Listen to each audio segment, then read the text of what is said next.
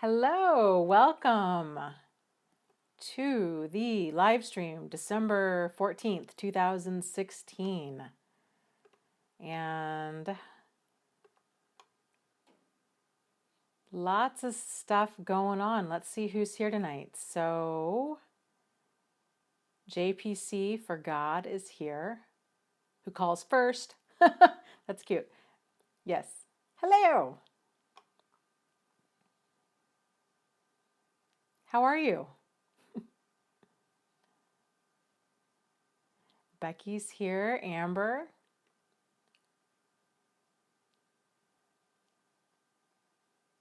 So while people are hopping on to join us, I'm just going to mention real quick. Hey, Misty, Robin, True Love, Phil, YouTube. Hey, Peace Pom Poms here.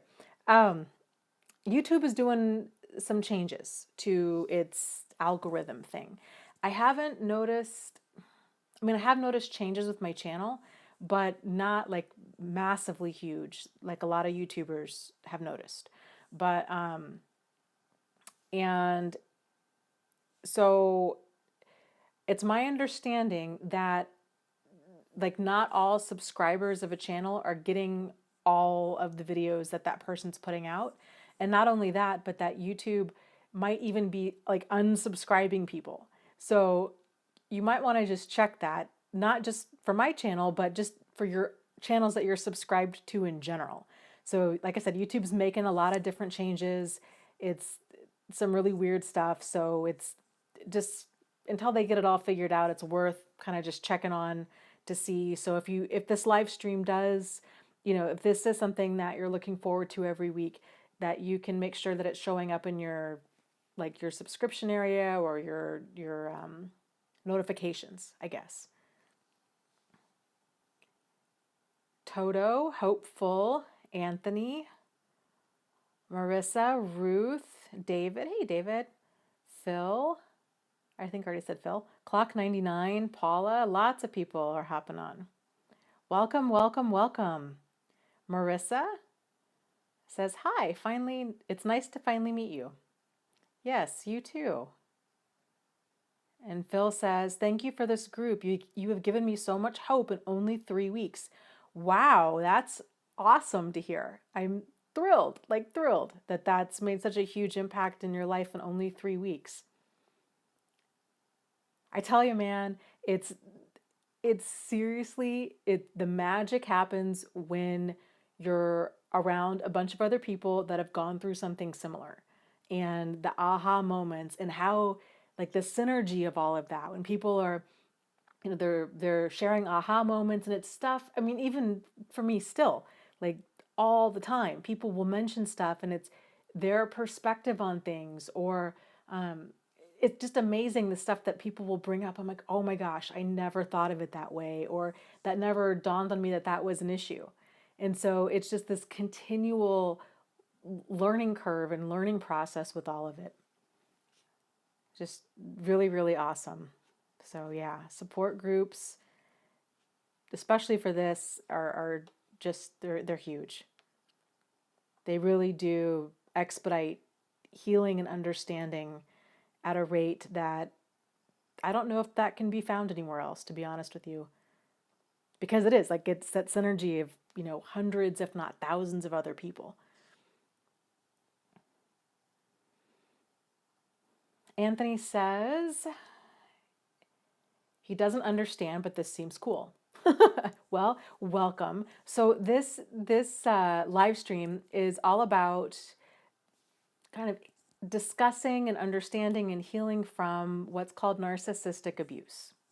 So there's lots of different people here that have gone through a wide variety of different types of abuse, and we meet every week for every Wednesday, 8:30 p.m. Eastern Standard Time for a couple hours, and people just ask questions. I throw out my 2 cents. People in the chat throw out their 2 cents, and it's just the time for people to kind of just vent and try to make sense of what they went through.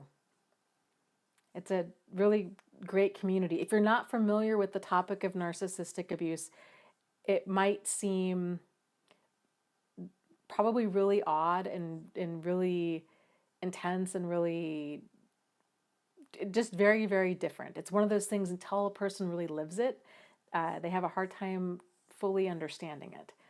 And even then, I think when you live it, it's probably even more confusing because it's like you feel like Alice in Wonderland. It's just very strange to be tangled up with people that are so incredibly just dysfunctional. Lupita says, Hola from Albuquerque. Hola, Lupita. It's been a long time since I've been to Albuquerque. I had some green chili, like green salsa, the other day, and it reminded me of New Mexico. So I was excited. The green salsa, green chili in general, is not a big thing in Michigan. Definitely like it is in New Mexico.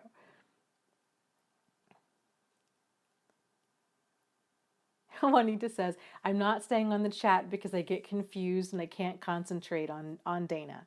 Just wanted you to know that I'm here. Yippee! Well, welcome.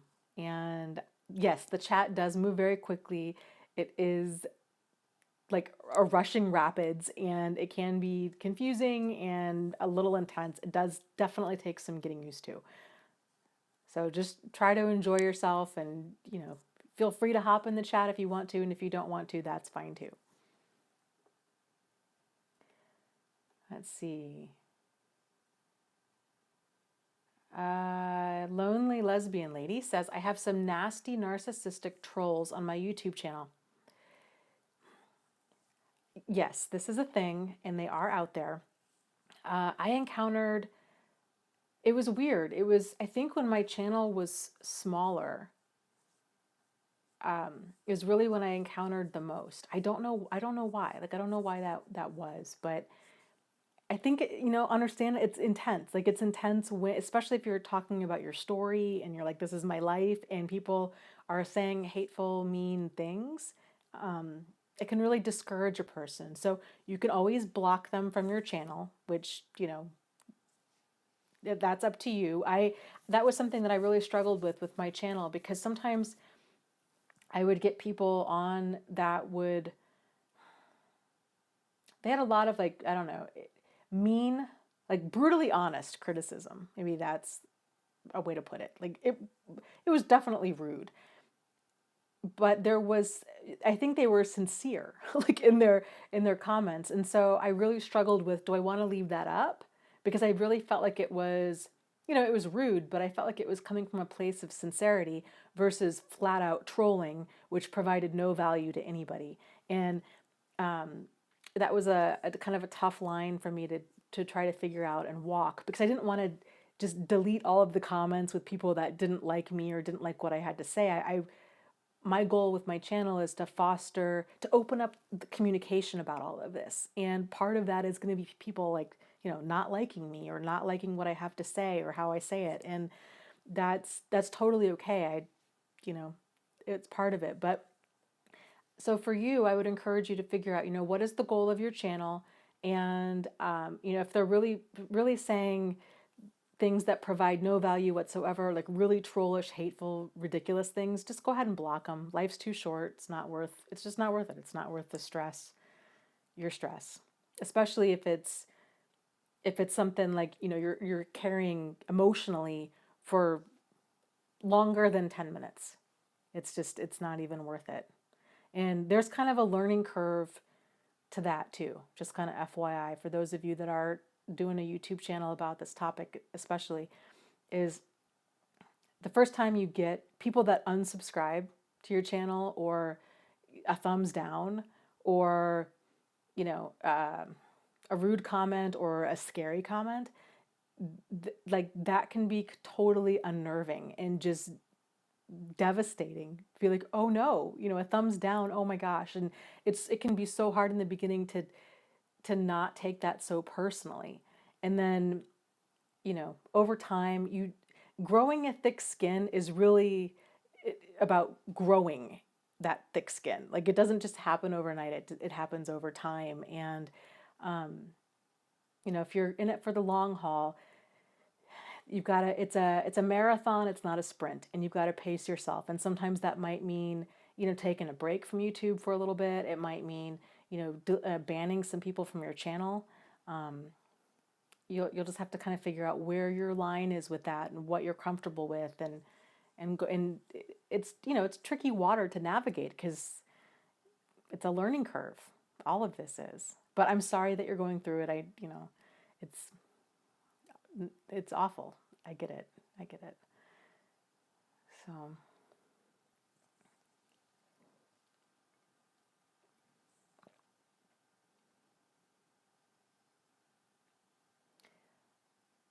um, okay, Robin says, Dana, will you talk about how to not want to call, text, or see this narcissist after the discard tonight, please?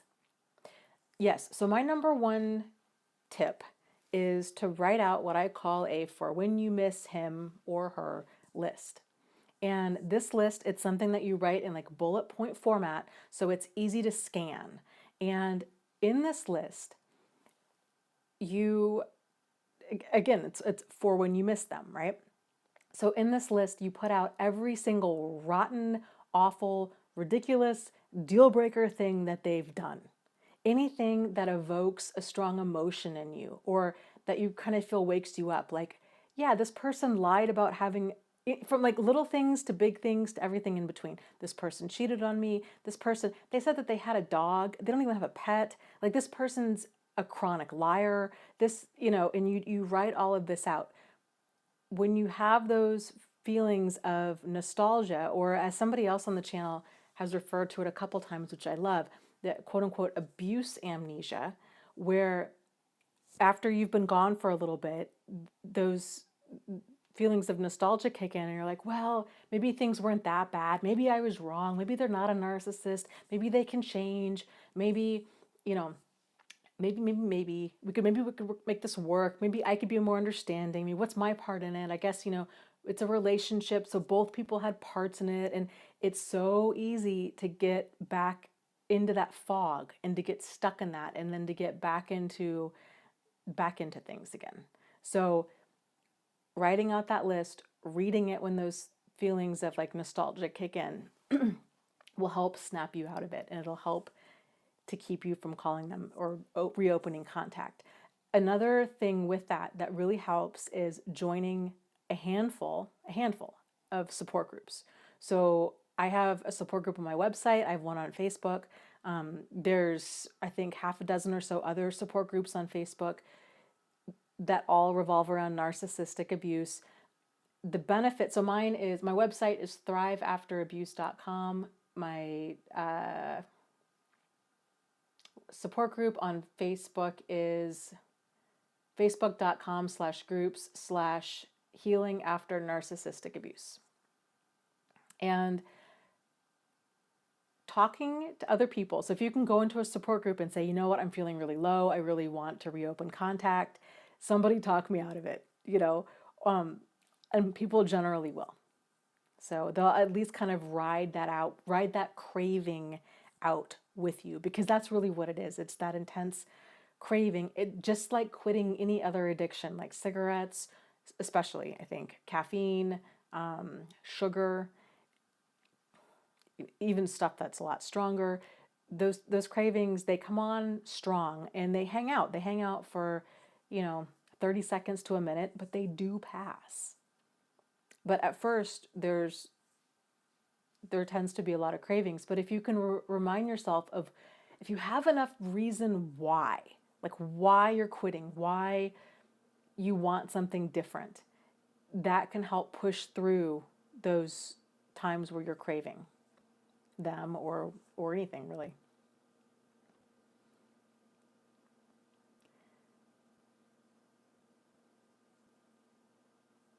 David says, those lists are very, very powerful. They kept me from going back for further abuse, punishment, crazy world stuff. LOL. Yes. And the reason that is because it cuts through that cognitive dissonance that we're experiencing. Because like I was saying, when we start wondering, well, is it us or is it them? Or things really that bad? Or is it workable? And we start, no, no, no, no, no, going back and forth like that, that's cognitive dissonance. And it sets in like a fog. And we experience that because we're trying to rationalize going back. And our brain is going to keep throwing out possibilities and excuses until it finds one that it's like, okay, I guess I could make that work. We'll find a thought that fits the action that we want to take. If the action we want to take is, I want to go back, then we're going to keep throwing out thoughts until we find one that's like, okay, I guess I could buy that. Yeah, I guess, he did leave his t-shirt here. I guess I should call him and let him know that. And then I'm done. Then I'm really, it's the same excuse that any like addict gives, right? And we all have them. I think we've all been there. But if you can prepare yourself for it ahead of time, you're setting yourself up for success. You're setting yourself up to win.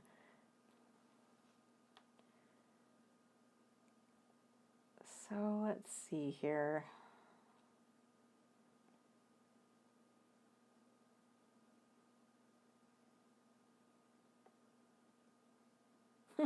Bear says, is hiking therapeutic? I'm thinking about hiking the Appalachian Trail.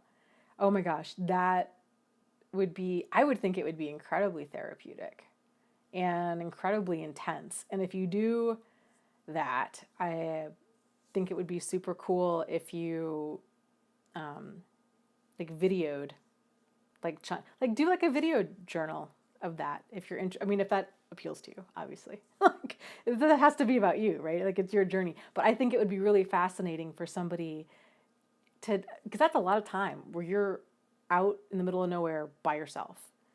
So I think that would be cool.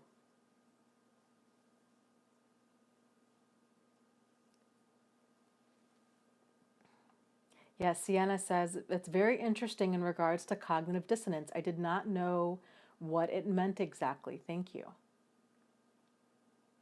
It's such a painful thing. Cognitive dissonance is perhaps my most favorite, fascinating thing ever. Like to me, it's just because it's not really you. Like it's the way we're all wired. Like it's just it's like more like neurological than individual.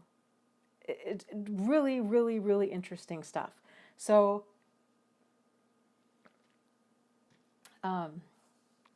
cognitive dissonance, and it's also the slippery slope that gets a person into really hot water.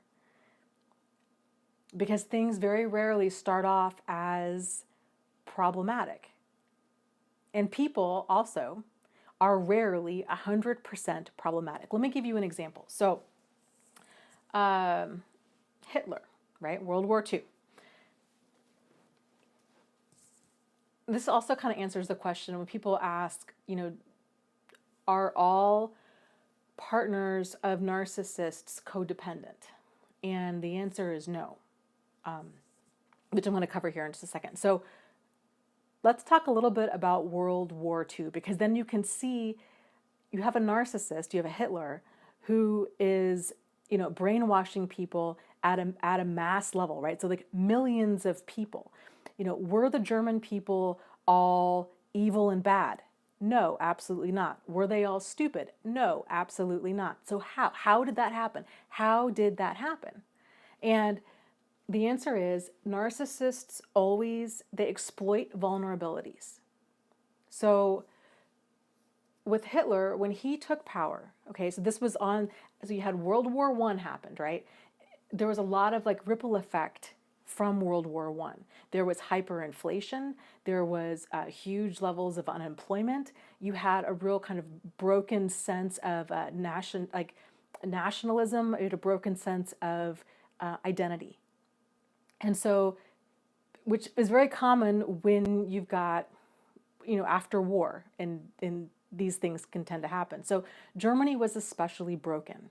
And here comes Hitler, and things were really bad, like scary bad, to the point where, you could have a wheelbarrow full of money and the money is so, it's, the hyperinflation is so ridiculous that the money is not even worth anything. The wheelbarrow is worth more than the money because it actually has utilitarian value at that time, because money is now worthless. So you had people that were scared, you had poverty, you had unemployment, so you had a lot of people that were incredibly vulnerable. Here comes Hitler. He's incredibly charismatic. He did a really great job initially of like unifying the German people around this kind of centralized ideal that, you know, we are strong, we are good, we can overcome. And there was kind of this, he had this whole kind of campaign around this I know I'm going a little bit off track, but just humor me here. But he had this whole campaign, which was called, you know, Volksgeist. So it's like the spirit of the people. So he was really unifying people. He, you know, he was doing a lot of good things. He developed the highway system, right? He developed the Volkswagen, the car for the people. So there were all of these good things that he was doing. Simultaneously, things were getting more and more problematic, right? So now it was sort of like, okay, well, if you're Jewish, you have to register. And people are like, well, okay, that's kind of weird, kind of inconvenient, kind of weird, you know, kind of weird. Okay. And then it was, okay, now you need to wear a gold star. Okay. Well, now you need to like go to these like quote unquote work camps, right? And things kind of just they were slowly losing more and more power and control, more and more autonomy. But it was done gradually over time. But at the same time all this was happening, he was, like I said, he was doing a lot of good things as well. And so because abusive people, to any degree, even the Hitlers of the world, are rarely 100% bad, it doesn't oftentimes fit into a person's picture. We all tend to think that, you know, the bad guy or the villain, if you will, always goes, you know, blah, ha, ha, and, you know, wears, you know, a big trench coat and a hat, and they're hanging out in the corner. And, you know, that's not the case. You know, oftentimes really problematic people, really bad people, you know, can do some good things and they can be very charming. So that's why it's important to not gloss over red flag stuff when we start seeing it, and to look at the behavior and not look at the words. And of course, to focus a lot more on the deal breaker behavior, because like, okay, yeah, it's great. You invented the highways and, you know, the Volkswagen, and you know, helped to unify Germany, but you also developed concentration camps and gassed millions of people. So it's the deal breaker stuff that needs to be the deal breaker. How this happened on a mass level, right? So here you have, you know, millions and millions of people in Germany where they're rallying around him, and they're getting, because he's feeding into their vulnerability, where it's this idea of, well, yeah, but still, yeah, I know it's kind of problematic, but still, like, look at all the good, you know, jobs are up, you know, this hyperinflation's coming down, we have this we're getting this national sense of identity back, and there's so much good that's happening, you know, glossing over the bad. And then, you know, you had those few people, and then too, when you have, you know, not only problematic behavior like that, but then when that becomes the law, so then you've got abuse cloaked in legality, or you have abuse cloaked in religion or culture, then it's a lot harder for people to untangle it, because again, people have this idea of abusive behavior in terms of, you know, like a husband and a wife, or yeah, generally between a husband and a wife. I think it's really hard for people to see outside of the box of that. But this is abusive behavior on like a mass level, and it happens at all different levels. And people have that cognitive dissonance anytime things don't add up. When we're holding two conflicting thoughts about the same topic at the same time, especially if it's not in alignment with the action we want to take. So if the action we want to take is, you know, I'm going to continue going along with these crazy policies that Hitler had in place with these Jewish people, in order for me as a decent human being, in order for me to go along with that, I have to justify my action, which means picking the thought that matches the action. I'm going to have to if I believe that every human being has the right to freedom, right? I can't also have the action of, well, they should also be sent off to a quote unquote work camp. So I'm going to have to rationalize that. So I might tell myself, well, yeah, people have freedom, but this is a special time, and as a country this needs to happen. And those Jewish people, boy, they really were in control of all the money, and so they just need to they didn't earn it anyhow, so they owe us. And so now it's kind of this really skewed toxic belief, and this is that slippery slope. And things can get really bad really fast. And what's even more wild about that is when things do get so bad, they get so outrageously bad that it's hard for not only the people that lived through it to even begin to wrap their minds around it, but outsiders. So like when they went into the concentration camps, they filmed everything. And part of why they filmed it is they were like, nobody's going to believe this. Like, this is outrageous that this went on. And, and then during all of the trials afterwards, it was very common for people to be like, I don't know why I did that. I don't know why I took part in treating other human beings like this. And a lot of it was brainwashing at a mass level. You had a cult leader at a mass level. And when people snap out of it, it's this intense amount of like horror and shame and embarrassment of, oh my gosh, how could we have not have seen this? How did we get sucked in by this? And it's not because that they were codependent or any of that. It was because he was feeding into a vulnerability and he was exploiting it. And it's a slippery slope. It's a gradual descent into madness. Any abusive relationship at any level is like that. So they exploit vulnerabilities. When we have vulnerabilities, and we all have them, it's part of being human. If we have vulnerabilities and we aren't aware of what they are, and we're not aware of how people go about manipulating them, and we're not aware of how manipulative behavior goes down, then it's very easy to get caught up in something like that. Like the whole world thinks, oh my gosh, that would never be us. Like the World War II, the whole Hitler thing, that was a Germany thing, and it wasn't. It still does. I mean, that kind of stuff happens all over the world in different countries, and it's important for us as a society to not feel smug and superior and thinking, oh well, that would just never happen to us. That was somehow them or their culture or their religion or whatever. No. It was their vulnerabilities that were exploited, and it can happen to any one of us. And so it's so important that we are aware of problematic behavior as early on as possible, and then address it as early on as possible. Because this kind of stuff, problematic behavior, it doesn't start off with the gas chambers, right? If it did, people would right away be like, whoa, no, what is going on? That's so outrageous that people would realize this is a problem and they would take action. Just like in an abusive relationship, somebody doesn't normally start off calling a person names or hitting them right away. Like that stuff it slowly happens over time. It's slow boundary pushes, consistently done over a period of time, to where the person, when they get out of this relationship, it's the exact same. They're like, I don't know how I got here. I don't know why I stayed. I don't know why I didn't leave earlier. I don't know what's wrong with me. I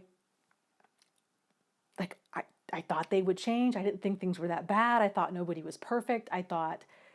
We think all kinds of things because abuse of behavior is so subtle and it's so it sets in like a fog, and it it's confusing. It just same when you've got a narcissist at the helm of anything, it's confusion. Whether that's an abusive relationship, whether that's a cult, whether that's you've got some sort of dictator type crazed political leader who's doing all kinds of outrageous acts against humanity. So that was kind of a tangent there. Thank you for humoring me. So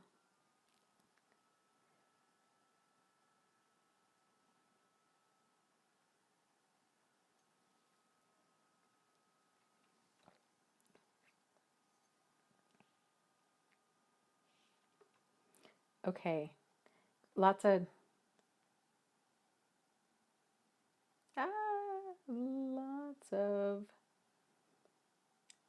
great questions and comments here. True Love says, my sister is seeing somebody very controlling. I try to explain love bombing to her and the trauma bonding. I don't know if she'll ever understand it. Never again will I compromise myself. Yes, so it's really hard to talk to, it's really hard to tell a person something they don't want to hear, is what it boils down to. And when a person is going through all of that love bombing, that stuff's intoxicating. And it's really, it's like they're just not going to hear you. I put together a playlist. If you look in my playlists, let me see if I can open up another tab here and go to YouTube real quick. And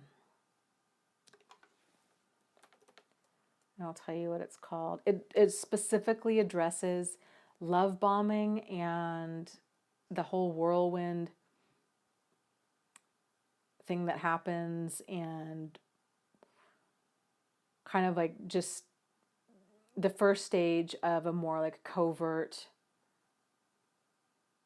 abusive dynamic there. So hold on, let me get to my videos here.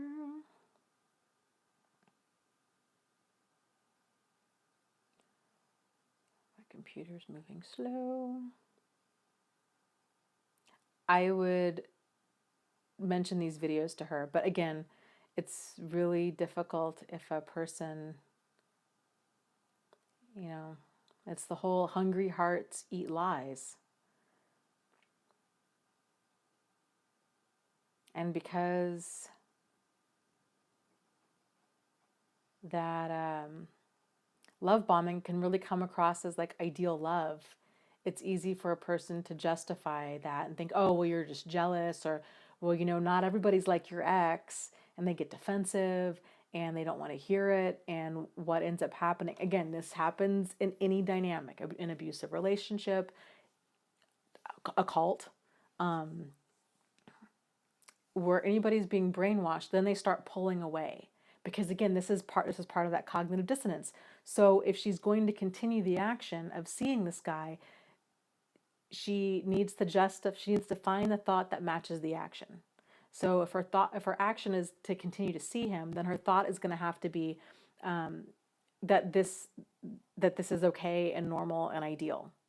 And generally, how people rationalize that jump is, oh, well, you're jealous. Oh, you're bitter. Oh, you don't understand. Oh, we're different. They just rationalize it.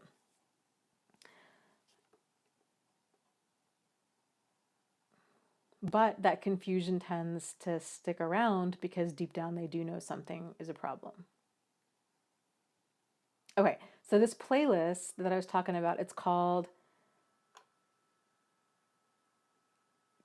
I can't tell if what you're experiencing is charming or potentially harming. Start here.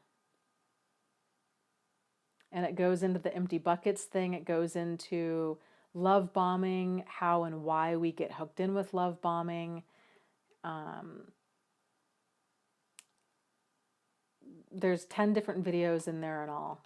And I think when a person sees, like, it's always easier to take advice from somebody you don't know.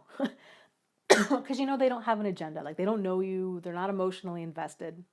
And so I think sometimes hearing, especially videos, right? Whereas, like, I recorded these without even knowing her or her situation. So I, like, this is a thing, and it exists, and it's not personal, and it's not about her. I think sometimes when a person can just watch these videos by themselves on their own time and explore all of this and read the comments and all of that, it can really help to kind of give them some clarity and plant some seeds that what they are in fact experiencing is problematic.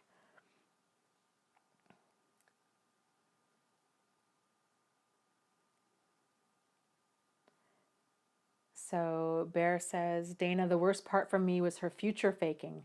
Can you discuss it, please? I still ruminate. Yeah, that future faking can be so hard to drive on from, because that's a big part of that soulmate connection that people tend to feel. It's this idea of, we could have had this perfect future together. So for those of you that are new, so future faking is a term where when you have a narcissistic person, um, who are emotional manipulators, part of what they'll do, part of how they lure people in and keep them in, is by what's called future faking. And future faking is basically pretending or giving the illusion that their target can have their ideal future with this person, that everything can be okay. And oftentimes future faking involves deeper levels of commitment, because it further gets that person stuck in that mud. So it's talking about, let's buy a house together, let's renew our vows, let's get married, let's have a baby, let's adopt a child, let's adopt a pet, let's move. These types of, like, larger commitments are tend to be thrown out as, oftentimes, like, it's a kind of a last ditch attempt at keeping that person in that relationship. So those over the top, overly emotional, overly intense things of, oh, we could do this together, we could go to Europe, or we could start a business, or we could have a baby. It's pillow talk. But at the time when you're experiencing all of this, because that fantasy is so hard to let go of, it's holding on to that and thinking, okay, this time really could be different, because how can I walk away from this? I've never, this connection that I have with this other person, I've never had this before. And it's so intense, and it has to be real. How can I just walk away from, like, this person that I had this soulmate connection with? Not realizing, that talk is free and cheap, free and easy, right? And actions mean everything. And that they're only talking about this, like, ideal future with me, but their actions say the exact opposite. So they're telling me how much they love me and they want to commit to me, and that they messed up and that they'll do better. And oftentimes too, with future faking, is it gets spun around too, where it's like, okay, and if the target wants to leave, it's this idea of, I'm invested. I'm the one that's invested in this relationship, and I care, and I'm not going to walk away this easily. I'm going to work on things, damn it. And the target is now like, wait a minute. Because now all of a sudden, like, you're the bad guy, right? Like, you're the one that wants to leave. You're the one that has problems with commitment. Do you see how that gets spun around, and how much of a mental gymnastics that takes? So then it's like, well, wait a minute. Like, no, so then the target's like, I don't want to leave. Like, I don't want to leave, but I can't stay. And so now they're the ones that are trying to defend themselves, and so then they oftentimes get pushed back into working on things, and the person's like, this time it's going to be different. This is the whole part of the idealized cycle of narcissistic abuse. And it's flowery language, it's giant romantic gestures, it's saying all of the right things. It's just, it's keeping a person hooked in. And it really is hard to fully realize that this is not real. This is not real. It's all smoke and mirrors. Personally, I find it really helpful to think of emotional manipulators as they're con artists. They're emotional con artists. And very much on the same level as like online dating scammers. If you can just picture some people working as online dating scammers in, wherever they work out of, like Nigeria or, whatever phone scam place. And that's what they do. Like they just scam people all day long. And once you can see their behavior for what it is, this is just an emotional manipulator, and they're impulsive and they're flighty, and they might really want something really bad right in that moment, but then 5 minutes later, 5 days later, 5 months later, they want something totally different. And it's just there is no like depth. There's no depth to their commitment. There's no depth to their emotions. It's all very surface stuff. It's all what serves them.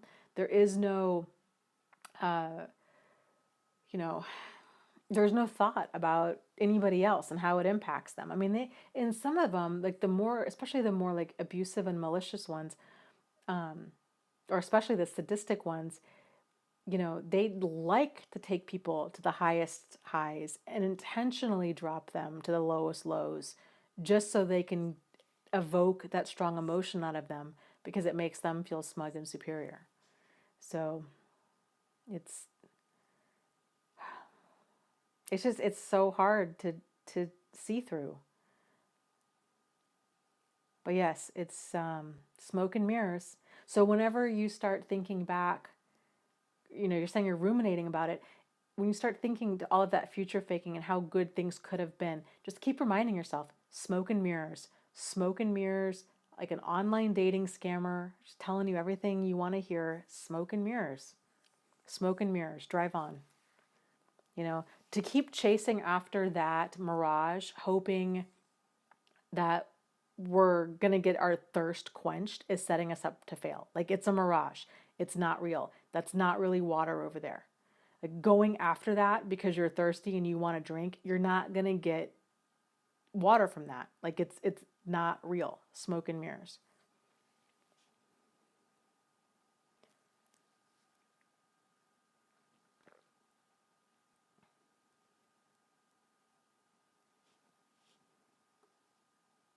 Wow, yeah. Tan says, my entire childhood was smoke and mirrors. Such a mind scramble for a kid. Yes, it absolutely. And it's the added challenge too for children is, um, it teaches them to walk on eggshells big time because they grow up in this environment where they're anxious. They're anxious all the time because all it is when you have a narcissistic parent, all it is it's crumbs, and it's conditional love. That's what conditional love is all about. It's like having a narcissistic parent because it's always about them. You're never seen as an individual. You're never allowed to have your own thoughts or opinions or goals or dreams or anything that they don't agree with. Like, you are there for them, for their esteem, for their validation, for their public image, for their social status, for their tax write-off. Like, it's all about them. And so, yeah, it teaches kids to really walk on eggshells. It makes them, you know, that model of like a majorly dysfunctional relationship, when that's modeled in childhood, because it's our normal. Like, if you're growing up in that, it's the whole thing of like the last thing a fish notices is the water. Same kind of thing. So if we grow up in this den of dysfunction, it's really hard for us. We might have like an idea that something's off. We might even be going into therapy as an adult, being like, I'm not sure. Like, I don't know. I don't know what my problem is with my parents. I'm tense. I'm angry. We get in fights easily. I can't quite pinpoint like exactly what it was. But But if a person's grown up in with that narcissism in their household, they've been denied their sense of self. I tell you, like, this, all of this is such a journey, and it's so like, what brought you here, this relationship that brought you here, is only part of it. And it's like pulling a thread on a sweater, because once you start pulling it, you start seeing how these things are like interrelated, and how this is often, for a lot of us, has been a pattern in many different ways throughout our life with many different people. And it doesn't take, like, I think what people think of when they think of abuse in terms of children, abuse and neglect, they think of extreme abuse and neglect. They think of, you know, a, a parent, beating their child with a belt, or locking them in a closet for hours or days on end, or name calling, or, not feeding them, or, those kinds of things. And while, yes, that is in fact abuse and neglect, that's extreme versions of it. There's a lot more that's a lot more covert, that flies under the radar. And so when people grow up in environments, they're like, well, especially if we're comparing it to something else, right? It's like, well, I guess it could always be worse. Like, that is a slippery slope phrase, because it minimizes what a person's going through. Because yes, while something could always be worse, that doesn't mean that what you're going through is not problematic. So it's important to see things. It's a fine line to walk. It's a fine line between seeing things how they actually are, and so, like, not minimizing them, not maximizing them, seeing things how they are, and like keeping perspective. Like, it's a fine line to walk. So a lot of children of narcissists really struggle with piecing together their identity as an adult, and just putting all of the pieces together, getting in touch with their emotions. That's a huge one. Just like, and it's weird because as they start to wake up from this, they're like, how on earth do I not know these things about myself? Like, how do I not know, like, what my favorite color is, or what my favorite food is, or what my favorite song is, or what kind of car I like, or like who I am. It's a very strange thing to realize, oh my gosh, my identity is really, really, like, fragmented. And it's just, that can be really intense to try to put all those pieces together, and to figure out who you are. So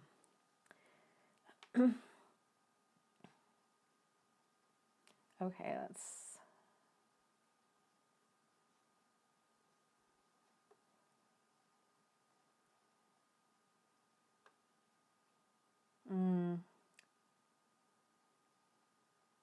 Carissa's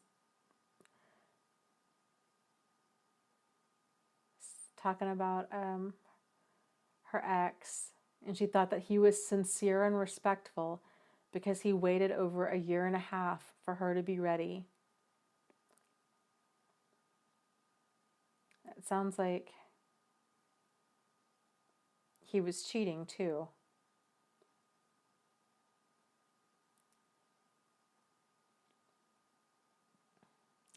Yeah, you know, they're incredibly manipulative, and I'm so sorry that you're going through that. It's,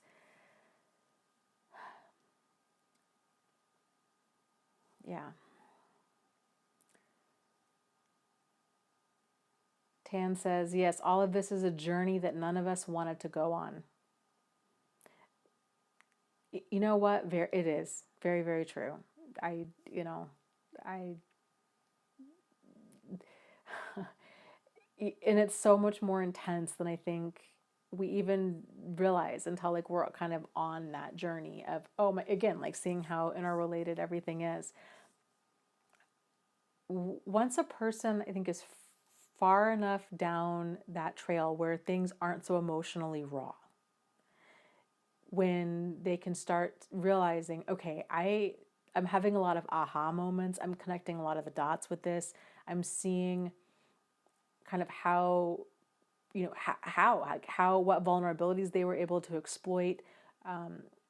You're just seeing it as more of like a full picture. Then it's so like for me, okay, you know, it was just the realization after this last time that it happened was the realization of, which was a couple years ago, of this is, it was just so incredibly painful. And I was so close to just ending my life like a handful of times because it was just like, I had less than nothing. I'm like, I don't have, no, like, seriously, I've lost everything. I have nothing left to give. And just feeling, ashamed and embarrassed and broken and all of these things. And, as I began healing from that, it was very much the feeling of, in many ways, this is exactly what I needed to have happen because there was I don't think what I needed, those lessons I needed to learn as far as paying attention to my gut instinct, that was like the primary one. Like, I didn't realize I didn't know myself. I didn't realize that I was that out of tune with who I was, that I wasn't listening to like my basic animal instincts as far as danger. I mean, that's a pretty primitive emotion. And just so many things I did not realize. And like, it just was a huge wake up call. Apparently, I had to go around that mountain a couple times to really fully learn, and hopefully I have learned all the lessons, but I had to really learn, I had to go around it a couple times to really figure out what I needed to figure out. It's so much easier when you're on this journey and you've got other people with you. That's one of the main things why I say that at the end of these videos is, you are not alone. Because when a person's going through this, they oftentimes, understandably so, think, I'm alone in this. Like, and maybe, or worse, maybe this is my fault, right? And then they don't even know how to begin to explain it to somebody else because of all of the manipulating and the craziness. So it is really, really helpful, to be in a support group, to talk to people who get it, and to just to get that validation and that clarity.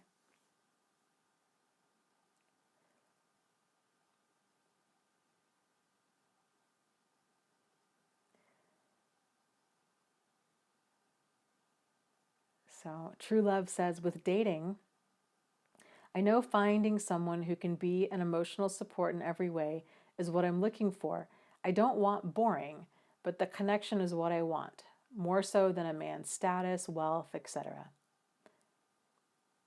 Yes, I agree completely. I think that's a good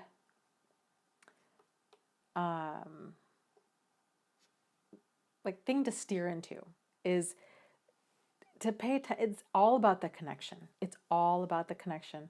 And to pay attention to, how do you feel around that person? It's important for us to feel like relaxed and comfortable and safe and secure and empowered, and you're being treated with dignity and respect, and there is that connection, and this is a person that you enjoy being around and that you enjoy talking to, and that you have that connection. So don't settle until you can have that connection with somebody, because it's not like,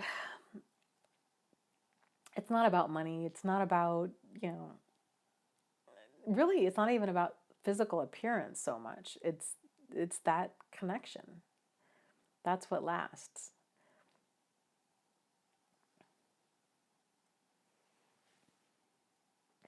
Let me scroll down here.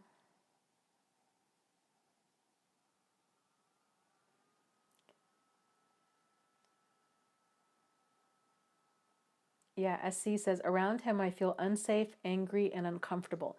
Yes. And so that is a great, I'm glad you brought that up. So, like what I was just saying, right, is the opposite of that. So those feelings, but that's like the cool thing about our emotions is they are a sign. They're a sign. They're like your emotional GPS system. They let you know like when you're off track, when you're on track. So if you're on track, right, and you're moving towards things that empower and nourish and juice you, you're going to feel clarity, you're going to feel excited, you're going to feel joyful, you're going to feel bliss, you're going to feel positive feelings, right? Energized, you're going to be feeling really good. And when you're going towards things that are not for you, in general, especially when you've got like abusive people, you're going to feel confusion, irritation, anger, distrust, jealousy, insecurity, uncertainty, dis-ease, which leads to disease. Uh, all of these things, health issues, headaches, and weight gain or weight loss or changes in sleep, and it's depression, it's anxiety, it's inflammation, it's, you know, all of these things are signs that are like, hey, hey, hey, you're you're off track. Like you're get back on the road. It's like the rumble strip on the side of the highway, you know? And so we can start getting back on track by checking in with ourselves at throughout the day, especially when we experience an uncomfortable emotion. We often refer to these emotions as like negative emotions, right? But they're really not negative. Everything in your life, especially with your emotions, they're all positive. Like they're all working towards your highest and greatest good.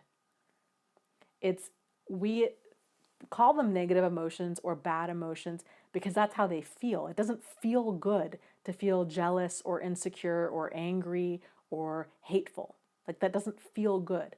But that doesn't mean that it's bad. In fact, it's actually very good that we feel that way because it means that it's our brain, our body's way of trying to keep us safe. It's saying, hey, I'm trying to get your attention. Hey, hey, hey, get back on track. Start moving towards what feels good. And so getting those things back in alignment, learning to assert ourselves, learning to distance ourselves from toxic people.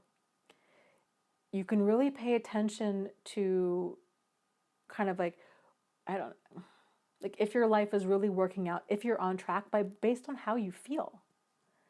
So, you can tell and we do this all subconsciously. It's a weird conversation to have because this is stuff that most people don't think about, right? Like, and even in our society as a whole, it's this idea of, oh, if you're depressed, if you're anxious, if you're uncomfortable, if you're having any type of negative emotion, you just got to go get on medication. And don't get me wrong, I think there's totally a time and place for medication, but it's important that we get the message that emotion's trying to deliver to us. So if a person's, continuing to feel, um, you know, continuing to feel, irritated or angry, it's a sign. Okay, what do I need to do to get things more in alignment? Generally, it means being more assertive or distancing ourselves.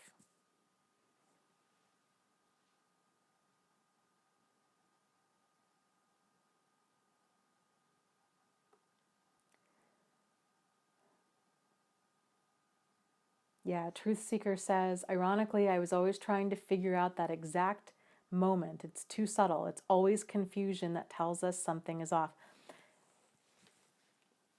Okay, and SC, yes, SC says, and it's starting to seem like everyone I know is toxic. Yes, that's very normal. And it's very common. So a lot of us, if our kind of our if we've had the volume turned down on our GPS, then odds are like we just have been going all over the place. And or maybe a better analogy is it's like if we don't have weather stripping underneath our door, then we've got a bunch of stuff that's come in under the door. We've got grasshoppers and ants and cockroaches and caterpillars and just all frogs, like all kinds of stuff. And so when this fog starts to clear and we start to realize, oh my gosh, okay, um, I think I have a lot of problematic people in my life. Like, is it me? Is it them? Like, what's going on?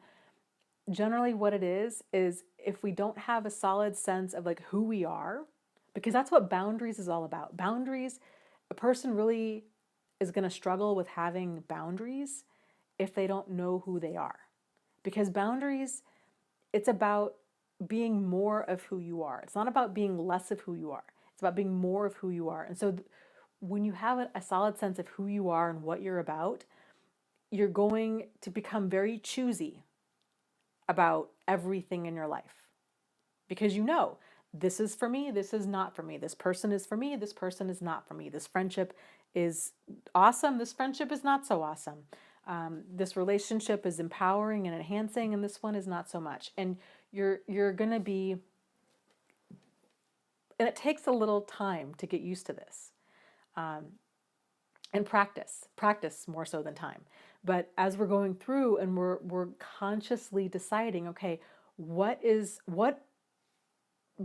brings me energy, what takes energy, and we're thinking about things in terms of that. It's amazing the insights you're going to have. You're going to probably, and it's on every single level, and it can be incredibly overwhelming and crazy making all at the same time.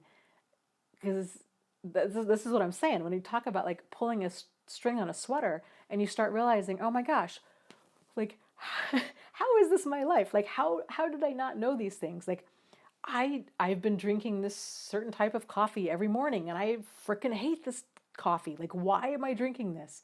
Or you start questioning everything. And it's amazing how much of our life has been based off of what we should do, what we feel we should do, or expectation or routine. And once it's like the Matrix. Like once you take that, the red pill and you're awake to it, like you can't unsee it. And it's going to start coming into focus more and more and more every single day. Now, a lot of the other people around you, if they haven't had that, I don't want to say like awakening, because that sounds kind of, I don't know, like ego, right? Like egotistical. If they haven't had this revelation, maybe that's a better way of saying it, like a revelation, then they're not going to be awake to it. And so they're like, no, what do you mean? Like this is just what we do. Like, you're being difficult. You're the one with the problem. You're too much of a perfectionist.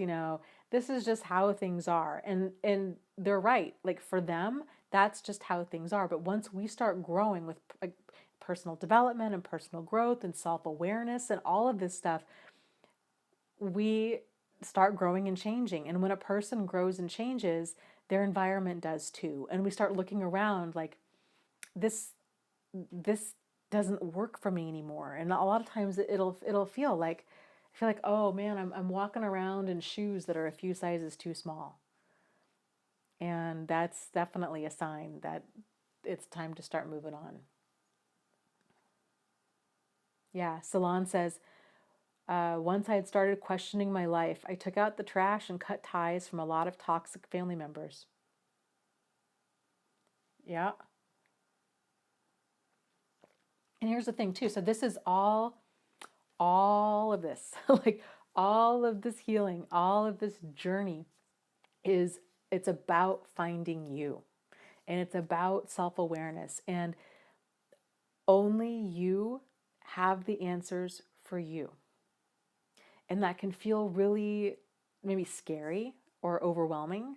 Like, no, Dana, like, I don't have the answers. I don't know. Like, I don't know what's going on. I'm confused and I'm scared and I'm overwhelmed and I don't, you know, but um, it's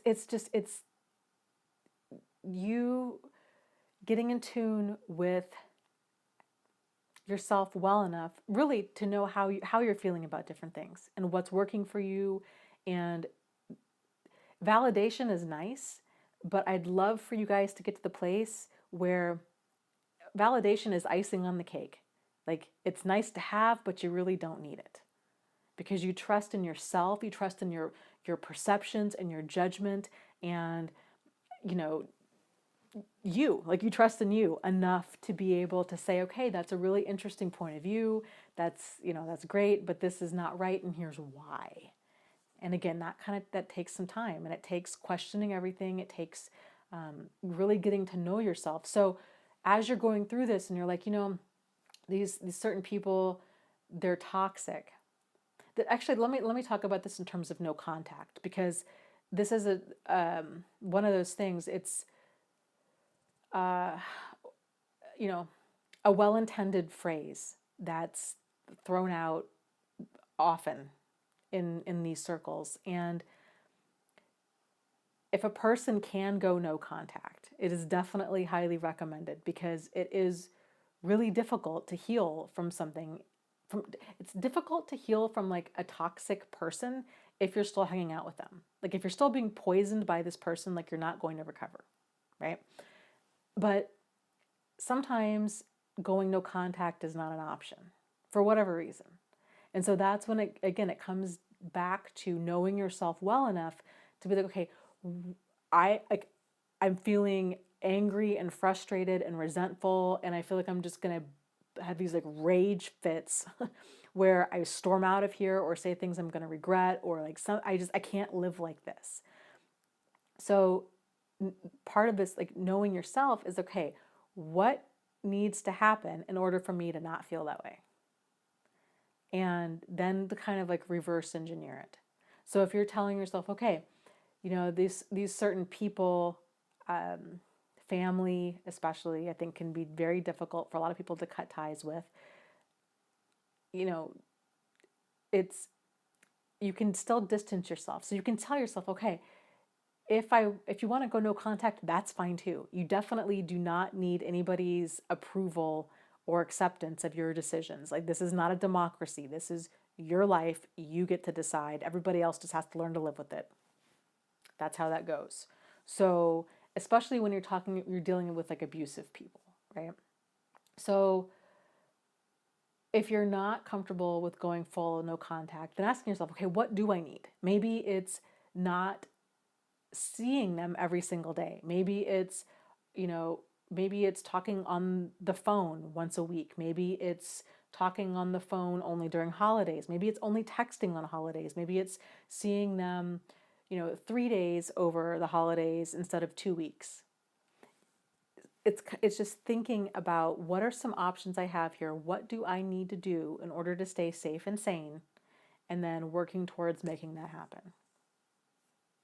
And then that's, of course, that's just like one way of doing that, right? That's just with family, but it's that way across the board. It's with friends, it's with your job, it's with your house or your apartment, it's with, your kids if you have them, if it's with your friends, it's just with everything across the board. Examining, like, how do I feel about this? Is this working for me? What needs to change? What needs to change, and what can I do to make this situation work for me as much as possible?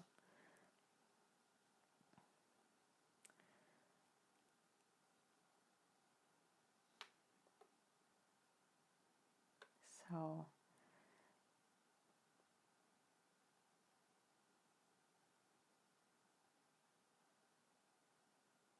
yeah, Lauren says, I've been feeling pain about cutting ties with my family, but it's a gift and a blessing to go no contact with toxic people that harm every area of your life. It's been so liberating. And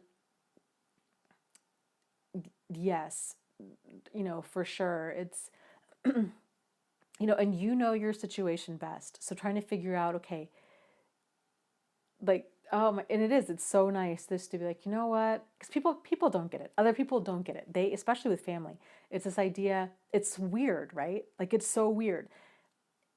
Like I was thinking about this the other day. How if you have an abusive boyfriend, right, or an abusive significant other, okay, abusive significant other, an abusive spouse, people will be like, okay, that's a problem. Like, you should really consider that's abuse. Like, that's abuse. They should really consider getting out of there. If it's an abusive, it's just weird how, like, it's just weird how people go about stuff like that.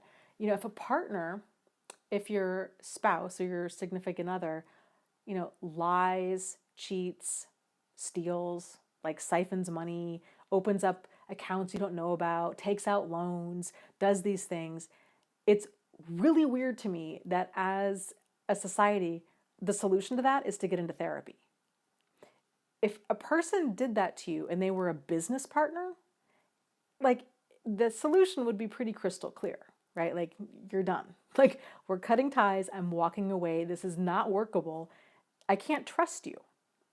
But it's weird how when it's a significant other dynamic, we're like, well, like, you would never take your business partner to therapy and be like, okay, well, let's talk about your childhood and how this all relates and see if this can work. And no, like you would go into self-preservation mode, right? Like you would be pulling credit reports, you would be on lockdown, you would take their name off the account, you would be like, right now, everything, like I need to figure out who the heck this person is because they've been actively working against me and this partnership, this business partnership we have for God knows how long. I need to really see what's been going on. Like you're talking to customers, you're talking to other employees, like you're on it. But if it's a personal relationship, it's like we don't do that, and it's weird. That's weird to me. So, yeah. But it's also weird with family where it's this idea of, okay, if it's an abusive marriage, that's one thing. Yeah, sure, divorce that person. But if it's an abusive parent, then we somehow need to be tolerant of that because that's just how they are. And we need to be compassionate because it's mean. It's mean to no longer speak to them. I've seen this kind of stuff taken to like an extent that's jaw dropping, where you have family members that are like outrageously abusive, screaming to the point where like they've got veins bulging out, or they're sexually abusing children. And people were like, well, we still need to have, Uncle Tommy over for Thanksgiving, knowing that he's a child molester. And it's just denial. Like, we're just not going to talk about this because we're family and we stick together. And that is toxic. That mentality is toxic. It's really important that people realize, self-preservation trumps everything else. And self-preservation for our children is right up there too. So we need to do what we need to do in order to stay safe and sane. So if a person is dangerous and destructive, we need to stay away from them. We need to distance ourselves from them. So, a little rant. Okay, Connected. I'm glad you asked that. Connected asks, how do you determine where your narcissist is on the spectrum?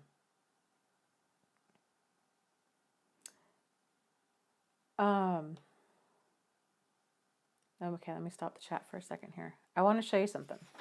So I was thinking about just the same thing. So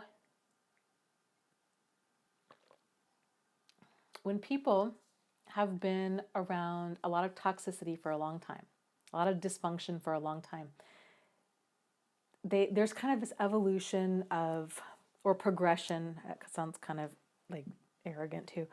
There's kind of this progression of thinking where, sorry, knocking things over here, where at first, and I had it too, where at first it's this idea of dividing the world into two camps of people, normal people and narcissists, or like normal people and abusive people.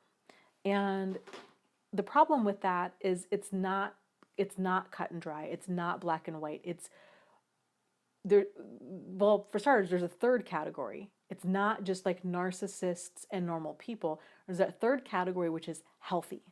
Because the problem with normal is it's shades of gray, it's shades of dysfunction, oftentimes major dysfunction. So don't do what's normal. Don't gravitate towards what's normal. Gravitate towards what's healthy. Like that's the aim that you want to go for, because what's normal is a bunch of nonsense. So kind of the next step with that is people start trying to sort out, is what I'm experiencing. And this, again, this is kind of that mindset of trying to figure out, is it like, you know, where on the spectrum of where on the spectrum of problematic behavior is this person? And here's how I like to think of it. So this is kind of, and I hope you can see this okay. So it's like this, it's a Venn diagram, right? So you've got your two circles here. And the inside circle is people that have some sort of cluster B personality disorder. And for the sake of it, I'm just going to call them emotional manipulators, right? So for the sake of the argument, because you guys know how I feel about the label borderline personality. I think I don't think it's sorted out enough. I think a lot of times people that have been traumatized get diagnosed with borderline personality. So I just have a hard time. Like, true borderlines are manipulative, and they're drama, and they are like awful. They're high drama narcissists is what they are, really. And I think a lot of people that are diagnosed borderline are not that. They're traumatized, and they're highly emotional because they're traumatized. But anyhow, so okay, so you have people with, well, I'm gonna, just for the sake of this, again, talk about like in terms of narcissists and sociopaths. Okay, so people with cluster B personality disorder, and then you have people with problematic behavior. So if you see how these circles overlap, the vast majority of people with cluster B, like narcissists and sociopaths, have problematic behavior. The vast majority of people that have persistently problematic behavior would fall within this cluster B personality disorder group. Okay? It can be like trying to split hairs, trying to figure out, like, what am I dealing with? Where on the, and it's a totally valid question. I get it. I totally get it. I asked it too. Where people start trying to sort out, like, okay, well, but, are they a narcissist, or are they like a sociopath, or are they a psychopath, or are they a malignant narcissist, or like, am I in danger, or like where on this spectrum are they? And I would encourage you to not try to split hairs like this, but instead to look at it in terms of this. So you have your same two circles inside. You have people with problematic behavior. You have people with, the narcissists and sociopaths. There's lots of overlap here. But instead of trying to figure out kind of which one are you dealing with, to look at the bigger picture of all of this behavior is a problem. Like, all of this behavior is a problem. The bigger question is it a problem for you? Is it a problem for you? Because that's what all of this is all about. Is, again, it's that self-awareness of what's working for you, what brings you energy, what takes energy. At a very basic level, that's what it is. Everything in life is an energy exchange. We go to work, we exchange time for money. We have these relationships, we exchange, all kinds of things with the other person, right? It's that energy exchange. If it's not some sort of like mutual energy exchange between two people, then it's draining. It's an energy drain. So I hope that helps, because there is no line in the sand. There is no, and frankly, again, I think it depends on who you ask too. I know Dr. Robert Hare, he's kind of a psychopath expert. When the DSM moved away, when they lumped sociopaths and psychopaths under the same category of antisocial personality disorder. He was very upset by that. And he was like, they are not the same thing. They should not be viewed as the same thing. A lot of people that are being diagnosed as antisocial are not. And so he had like major, major issues with it. I can see his point from like a clinical perspective, but for like, you know, us, like everyday, like everyday person in a relationship or a friendship or a dynamic with these people, all that matters is knowing like what is toxic behavior, what is toxic to you, and how what do you need to do to keep yourself safe and sane. Like labels and spectrum stuff aside. Because if it's even on the spectrum of not right for you, it's still not right for you.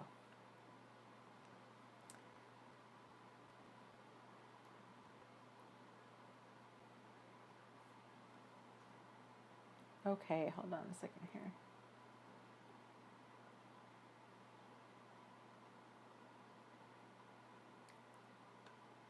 Um,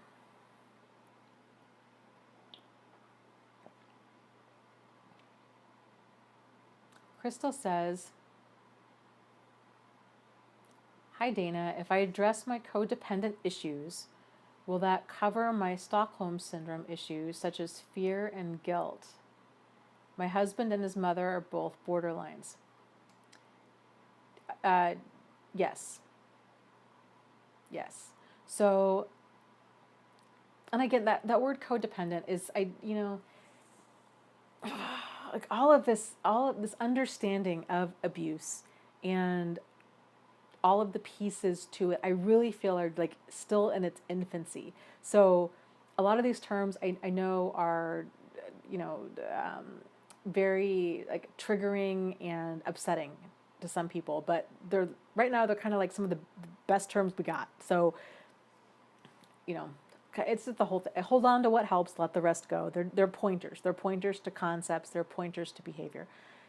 So with the concept of codependency, yeah, a big part of that, because it's the same, it's the being out of alignment is what it is. So if you think about, you know, narcissists being takers, like overtakers, and codependent people being like overgivers. So if a person's had this pattern of like overgiving in their life, like giving second and 20-second chances, and um, you know, really continuing to get sucked into that fog, which is, you know, fear, obligation, guilt, having a hard time saying no, having a hard time being in tune with their emotions, putting everybody else first, putting themselves last, having this pattern of like one-sided relationships and friendships, and sinking themselves to keep everybody else afloat. Those kinds of dynamics, yes. Boundaries. Or maybe a better way to say alignment. Like alignment, it's once you get in your alignment, then your life will work. But if we're out of alignment, and it doesn't take a lot, like if we're out of alignment, it's like wearing shoes that are, you know, a size too small. And if we're way on that extreme end of over giving, then it's like walking around in shoes that are like 4 sizes too small. It's awful. So addressing alignment issues really does help to cover, you know, fear and guilt, especially because there's, I like to think of guilt in two different ways. There's appropriate guilt, and then there's inappropriate guilt. You know, appropriate guilt is I've done something wrong, I feel bad about it. That's appropriate. I should feel bad about doing something wrong, right? Inappropriate guilt is when a person feels guilt even though they've done nothing wrong. And with a lot of us that are out of that alignment and have kind of that skewed sense of boundaries, we tend to, it's the weirdest thing, and you probably experience this, where we feel guilty saying no. We feel guilty leaving an abusive person. We feel guilty not giving other people everything that they want.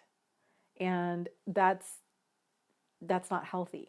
And that can really lead a person down a problematic path where, we're doing things out of guilt and obligation, but it's inappropriate guilt and it's inappropriate levels of obligation because we're not obligated.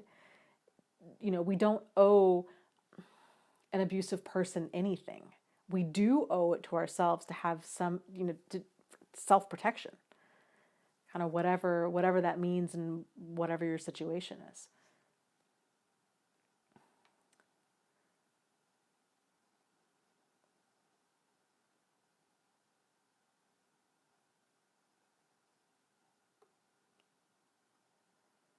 So,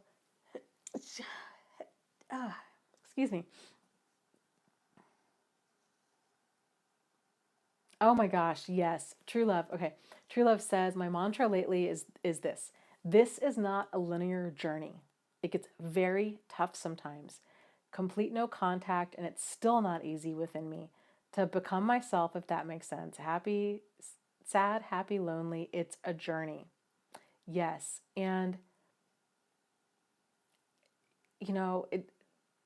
it's an adventure. Like it really is. I mean, because okay, so like totally exactly what you're saying. Let me draw it out. So, yes. Let me get some paper.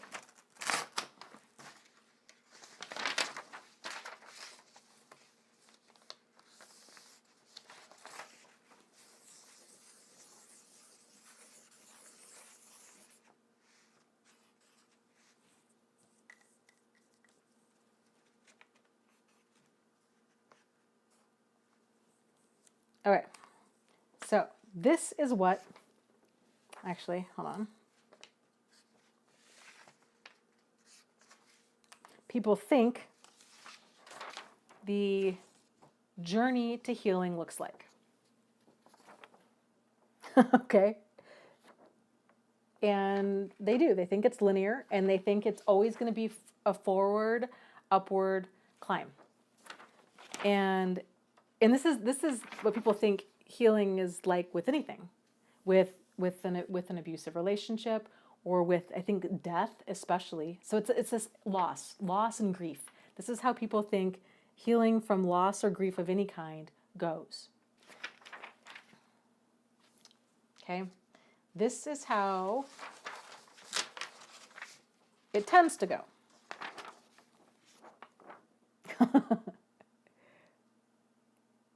So it's an adventure, and oftentimes it's all over the place, and it's pulling that thread on the sweater. It's taking you down paths that you didn't even know existed. It's taking you down paths that you never had any interest in going down. It's connecting the dots that you didn't even see were related. It's so much. And this is why, and again, if a person's going through this, when you're going through this alone, it can really, because if everybody thinks that it's like this, right? That's what they think. This is how they think. And so if they're thinking that, and then that's not happening for them, then they're like, oh no, what's wrong with me? Like I must be really profoundly broken or stupid, or there's just something wrong because that linear line is not happening. And so when this shows up in their life, then they're absolutely beside themselves. And I remember I had a good friend in college. Her father died. And this was 20 years ago. My gosh. Wow. Yeah. God, wow. A long time ago. She had said,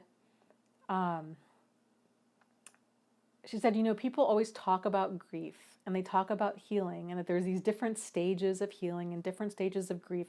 And she says, what they don't tell you is that you oftentimes, you'll continue to go through these different stages, and you're going to continue to go through them in a different order. And that's it. That's exactly what it is. When we process trauma, we go through those different stages of grief, those different stages of healing and understanding. We don't always go through them in the same order, and we stay in one stage longer than we want to, or longer than we expect to, or longer than other people expect us to. And there's a lot, if we don't realize that that's part of it, like it's messy. Healing is messy, and it's it's not streamlined, and everybody heals and understands and puts the pieces of their life and of what happened to them back in a cohesive order at their own pace, their own speed. And there is no wrong way. Like there's only your way. And again, like it's all about finding you. It's all about finding you. I think one of the hardest things in life is realizing, in general, we were all sold this, that this is what life was like. If we did everything right, if we went to school and got good grades and got a good job and got married, and that we would have the 2.5 kids and the white picket fence and the labradoodle, like that we would have all of that. And that we would live happily ever after, and we would sit on that front porch and drink iced tea and talk about everything. And so when that doesn't happen, because that doesn't happen for most people, like the vast majority of people, this is just a story that we're told. And then when life happens, right? Wars happen, economies happen, divorce happens. These things, we get tangled up with the wrong people. We go bankrupt. We get foreclosed on. All of these things happen because people don't talk about that. And especially if you now with social media, right? All you see on social media is this, right? Like, so you're seeing the best of the best with other people. Like so we're comparing our daily reality, which is not sexy, it's not glamorous, it's not fun, with somebody else's highlight reel. And so there's a lot of this intense depression people experience because it's like, oh my gosh, that's not my life. What's wrong with me? So, and it's with everything. Like it's just with everything. I think with parenting, with our relationship with our parents, with our career, with if you have a business, starting a business, with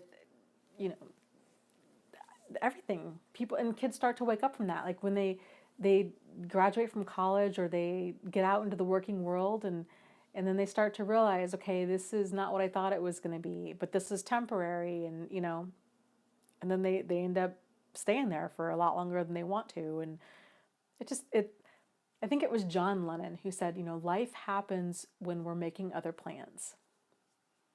And it does. And I think one of the hardest things about this crazy, messy thing that we call life is letting go of the idea of how we think it, quote unquote, should be. That's the hardest thing, because it's a bill of goods that we've all been sold, we've been indoctrinated into with movies and media and expectations and all of this stuff, and letting go and realizing life's not like that. But even though life's not like that, it's still really, really good. It's just different. But it's still really, really good. So, oh yes, somebody had mentioned, I think it was you, the Mind Up. I need to check that out program. I totally agree about mindfulness being taught to kids. All of this. I think all of this stuff should be taught to kids, because we talk about, okay, this isn't streamlined, and it's kind of this messy process. But at the same time, like, you think about it, Phil was talking about earlier how much benefit, how much healing had happened in his life in the past 3 weeks of being in these live streams and talking to other people in this community. And just because life is messy doesn't mean that, like, people need to reinvent the wheel every time, right? So you think about how much further along a person could be if you were to sit a child down and explain to them about their emotions. You know, these like here's what it is, kiddo. Like you're going to have these emotions that make you feel really good and things that make you feel really bad, and it generally means that something needs to happen. And you know, this pain that you're experiencing, you know, life is about growth, and growth always comes with pain. That's the kicker. And pain, because it hurts, we call it bad, but it's not bad. You know, kind of the universe, life in general, it leads by the carrot and it leads by the stick. And it's always moving us forward in this direction. But if we're not taught, and I don't think really many of us are, that life is about us evolving, it's about us growing, it's about personal growth, and it's about knowing who you are. And the earlier you can find who you are and you really get in tune with that, and you know, like, here are my strengths, here are my weaknesses, this is what excites me, this is what leaves me ice cold, this is what I'm about, you know, like, and you just get comfortable in your own skin and just really become unapologetically you, then just things just start clicking right along. But um, you know, it's when you get it, you get it. And I think it'd be great to teach that kind of stuff to kids, teaching anger management, teaching, you know, kind of just basic relationship skills, money management, like so many things. Um, People are talking about Instagram. Limitless, yes. Says, I never did Instagram. Should I download it? I love Instagram, so I'm probably the wrong person to ask about that. It's fun. I mean, I guess if you don't like it, you can always uninstall it.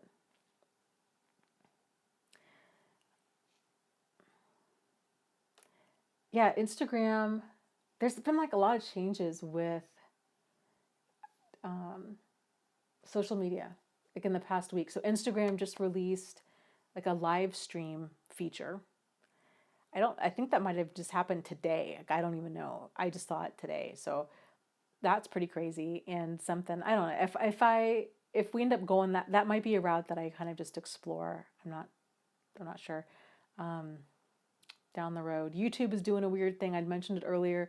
A lot of you guys check your subscribers, like, or check the channels that you're subscribed to, because YouTube changed their algorithm, and um, people, like, they're like, YouTube's unsubscribing people from channels.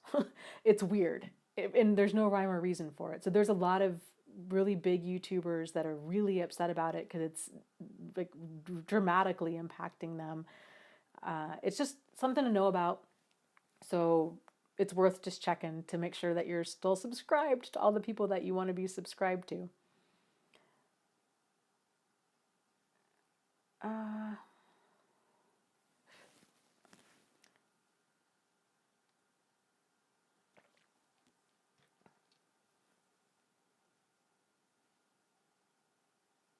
Amber asks, "Hey Dana, are you going to end up doing live streams on Facebook?"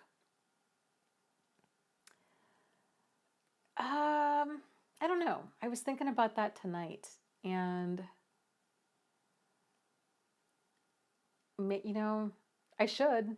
Like, I should. That would make sense, right? For me to do that. But I'd have to figure out, I guess, how to do that would be the thing. But yeah, because I guess I could have multiple things going at one time, right? So I do this now, film now, the live streams on my iPad. So I guess I could get an iPad, or I could just, yeah, I'd have to, because I use my computer for the chat. So I don't know. Would you guys want me to do? Would that be easier if I broadcasted through Facebook? My guess would be I'd probably do it through my page. I think that's a thing. I think I can do that. I'm not 100%. I'd have to look into it, but I can broadcast through my page.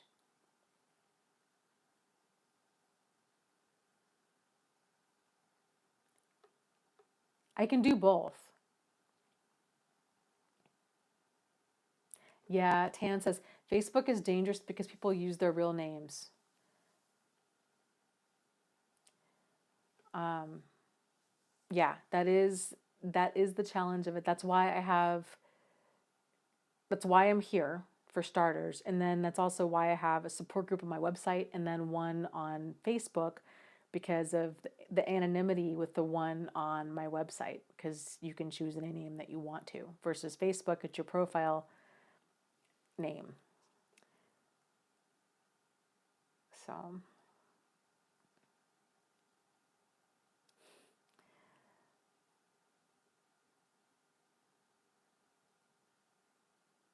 you can make a fake name on Facebook, and Facebook is cracking down on that. So if you use a fake name on Facebook, here's a couple things real quick. So from a group perspective, okay, we get a lot of people that request to join every day, and it's not an exact science. So what we do is we look at a person's name, we see, does that name look like a legitimate person and not a spammer, and not, not a spammer, I guess, really is what it is. And then we look at pictures.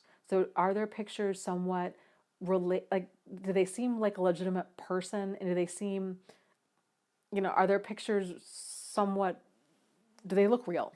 Like, is it them in their life, or, is it stuff that's about healing, or what? So if you choose a fake profile name for Facebook, I would highly recommend doing something like that. Don't just put in a name like Lucy Lucy, or um, superpower, you know, thriver 123, right? Something like that, because Facebook is going to get on that and they're going to probably remove you. Or if you have flying monkeys, if a person reports a Facebook a fake Facebook profile to Facebook, Facebook will email you and you have to show, like, I don't know how they, if you send in your driver's license or what, like, I don't know what they need, but then they ask for proof of identity or else they delete your account.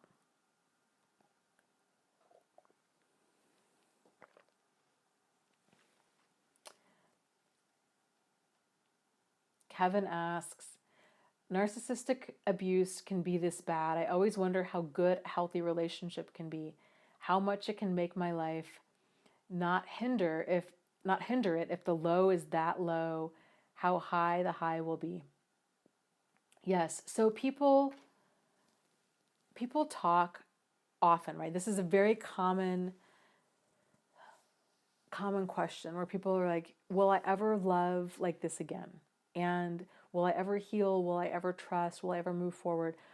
And loving a person is, so this is kind of like in a roundabout way of your question. Crystal, I'll answer your question next, but I'm going to stop the chat so I can think. Like loving a person it's a lot like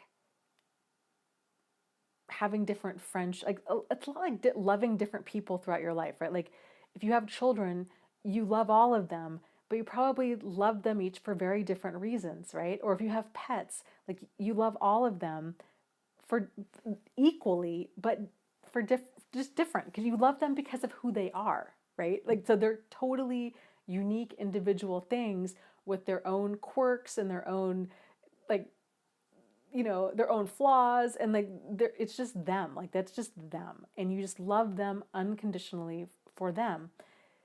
With partners, because a narcissistic relationship it can be like the really high highs and the really low lows, and people are like, oh, I really, will I ever get that soulmate connection again? Will I ever have those really high highs? And the high highs are not normal, And the high highs tend to feel so high because they follow really low lows. So normal relationships don't have these, it's not a roller coaster. They don't have those extremes. But what they do have is peace and comfort and clarity and stability and fun and enjoyment. And oh my gosh, I tell you, I would rather have that any day of the week than this saccharine sweet manufactured soulmate connection with somebody, because it's not real. It's not real. And truly just feeling like accepted for who you are and enjoying being around somebody, and just having that you're just not a nervous, anxious, depressed, unhinged mess. Like, it's really nice to not feel that way. So the next relationship that you get into, hopefully will be nothing like the one you just got out of. Hopefully it will be full of a lot of, more like even keel kind of times where there's comfort in that. There's a lot of just stability in that. And when you have good times, it's good times, within like within that stability.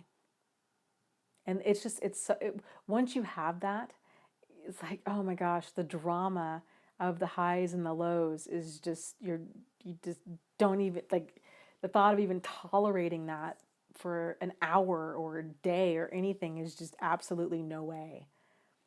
So it all goes back to getting into alignment with you. And the more you practice that and the more you live that, and everything else is really just gonna start falling into place. And it can take a little time, but it's part of the adventure. It's all part of it. So it sounds so cliche, but I would try to enjoy the journey and realize that once you are in alignment with who you are, that's when other people that are in alignment with who they are and who you click with, because you're like, you have a solid sense of who you are, they have a solid sense of who they are. You know what's workable for you, you know what's ideal for you, you know what's deal breaker stuff for you, and you're not so like stuck in that perpetual confusion. It's, you know who you are, you know what direction you're going, you know what you're about, and it's just, things start really moving. Okay.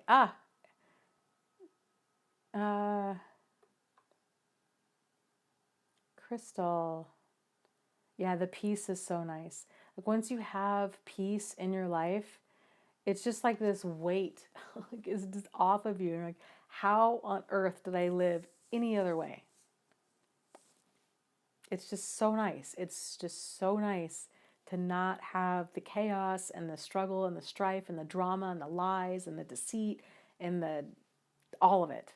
The eggshells and the elephants in the room and just all of it. Like, it's just done.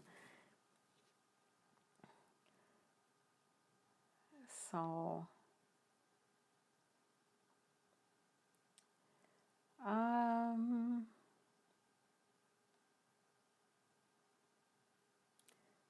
let's see. Karen had asked, how do you keep from going back multiple times? So, when people go back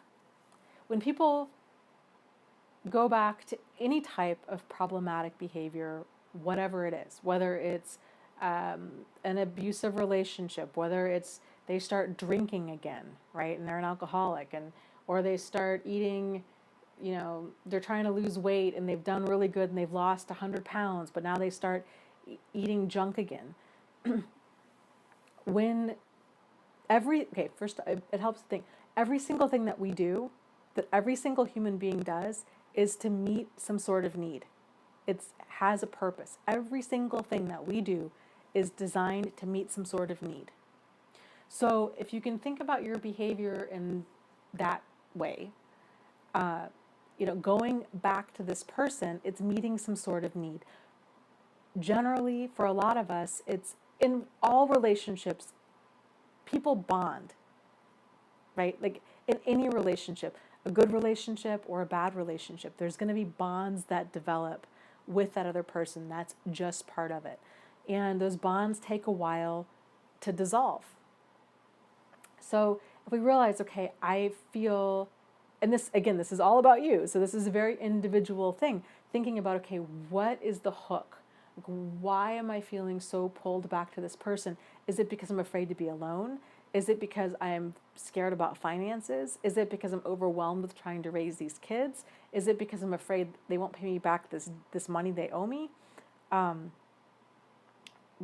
What's driving that?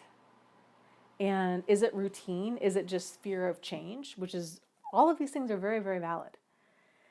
Getting clear on kind of like where your Achilles heel is with this will be a good start. So once you kind of identify what need is this relationship serving for you, then the second part of that is avoiding, what's called this cognitive dissonance. So it's that split energy. It's that confusion of, or people also call it abuse amnesia, where you're out of it for a little bit, but then it's that nostalgia settles in. You're like, well, is it me or is it them? Were things really that bad? And could I work on it? And all of it. In order to really cut through that, it helps to write down every single reason as to why you're leaving. And when that cognitive dissonance starts settling in, it kicks in, to go back and read that list. And that list, it should, if you write enough stuff on there that really upsets you, it should shake you awake and be like, oh, right, yeah, no, I'm done. The other part of that too is it's really helpful, just like quitting any addiction, right? It helps, it's going to leave a void. And it's really helpful to anticipate this and then plan for it. So like if you're going to quit smoking, it's really helpful to figure out, what are you going to do instead of that? Are you going to chew gum? Are you going to chomp on carrots? Are you going to drink water? Are you going to start working out? Or what are you going to do? Same thing with the ending of any relationship, especially a narcissistic one. What do you, especially if you've made this person your whole life, okay? There's going to be that void there. Okay, what are you going to do? Because the more you can actively work towards filling up that void, the less of a void will be there. So if you can fill it up with things that you enjoy, especially things that you enjoy, things that are moving you in a more positive direction. So when I talk about, the best revenge is a good life, that's also a very important key part of healing. Because you have this big black void of where this person or this relationship was, and it's very understandable and normal for a person to just feel stuck in that hole, in that darkness. If you can start kind of crowding out that darkness and thinking about, okay, what are some things that encompass a good life for me? What does this mean?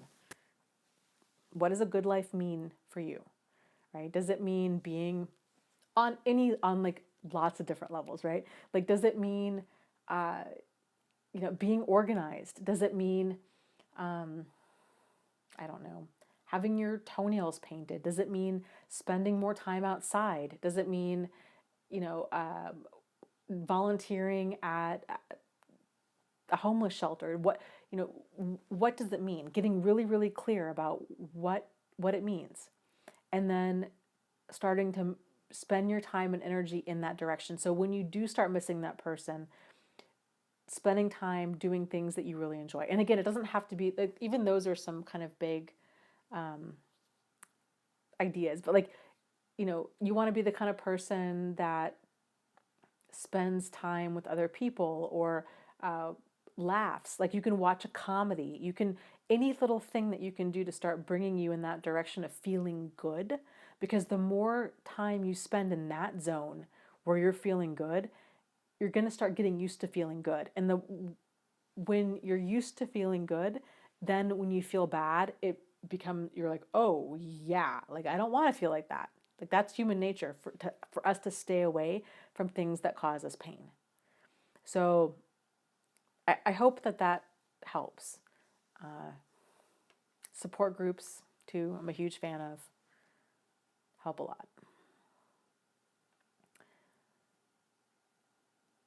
So I have some oh gosh, I think did I tear up all my notes? I might have torn up all my notes with my drawings.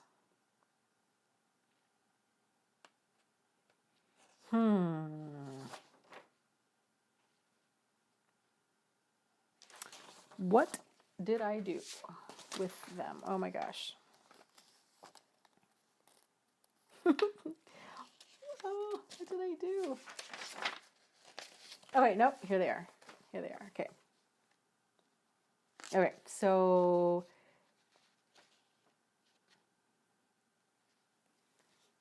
okay, I'll answer your question real quick, Arthur, and then let me get through some of these from the website. Arthur says, "Hi Dana, I was wondering what your thoughts were on the effects of ghosting. Do you think it is actually used by abusers in order to increase the addiction towards them?" I think sometimes it is. I think sometimes it is. The ones that are really malicious and sadistic and that really enjoy bringing people from like high highs to low lows do that. I think probably what's more common is when they ghost, it just speaks to they just don't care. Like it's their level of not caring. It's, if you can think of, a person, I don't even know, like that there's just like no emotional attachment there whatsoever, and that there's no emotional investment on their end. So if they're ghosting, it's generally because they're doing something else. It just doesn't interest them at the time. It's sort of like a cat who has all these different toys, and they might really play with this one like catnip toy for a while, but then they lose interest and they just walk away. They just lose interest for whatever reason. They might come back, they might not. And it just speaks to their level of no emotional investment in other people. Crystal asks, what's ghosting? Ghosting is basically when a person just up and vanishes like a ghost. So you could be, like talking to them all the time, every day for hours at a time, and then they're just gone. Like they're just gone. And there's no explanation, and it leaves a person feeling like, oh my gosh, what did I do wrong? I thought we had this amazing connection. We were on the phone for like 5 hours every single day, and they just like, are they dead? Like what happened? Because it just goes from so intense to nothing at all. Or even the end of the relationship, sometimes they will just up and move out and not say anything. I mean, there's no letter, there's no text message, there's no nothing, they're just gone. So, okay, so let me read this question from Irish Gal. Irish Gal says, "Hi, I found out about my narcissistic partner of 10 years was cheating on me while I was working overseas for the last 2 years. He had forgotten to log out of Facebook on one of my old devices during a visit back home this summer. He returned overseas and I used the device. Suddenly, I came across his live chat between him and his girlfriend. Apparently, they had been in an affair for nearly 2 years. After regaining my balance from being completely shocked and shattered, I broke up with him online and moved his belongings into storage. We had communication off and on as he refused to apologize, blaming me for looking at the messages that I stumbled across and explaining that he gave in to the woman 20 years younger than him. I then also saw the years of messages between him and old lovers that were filled with flirtations and sexual banter. He denied the existence of me and our relationship in these chats. My question is around the no contact rule. I understand I need to ensure that I'm not sucked back in. I understand he will never say what I need to hear. I understand that my pain gives him a sense of internal joy. However, I have many things that I never had the opportunity to say to him. I don't want or need his response, but I do have a strong need to have my say. An online breakup with no face-to-face confrontation has been very hard. I've been silent for nearly 3 months except to arrange the payments of his debts to me. I've been writing therapeutic letters on a variety of unfinished topics and things that finally clicked for me since discovering that my suspicions and denial of his narcissism were correct.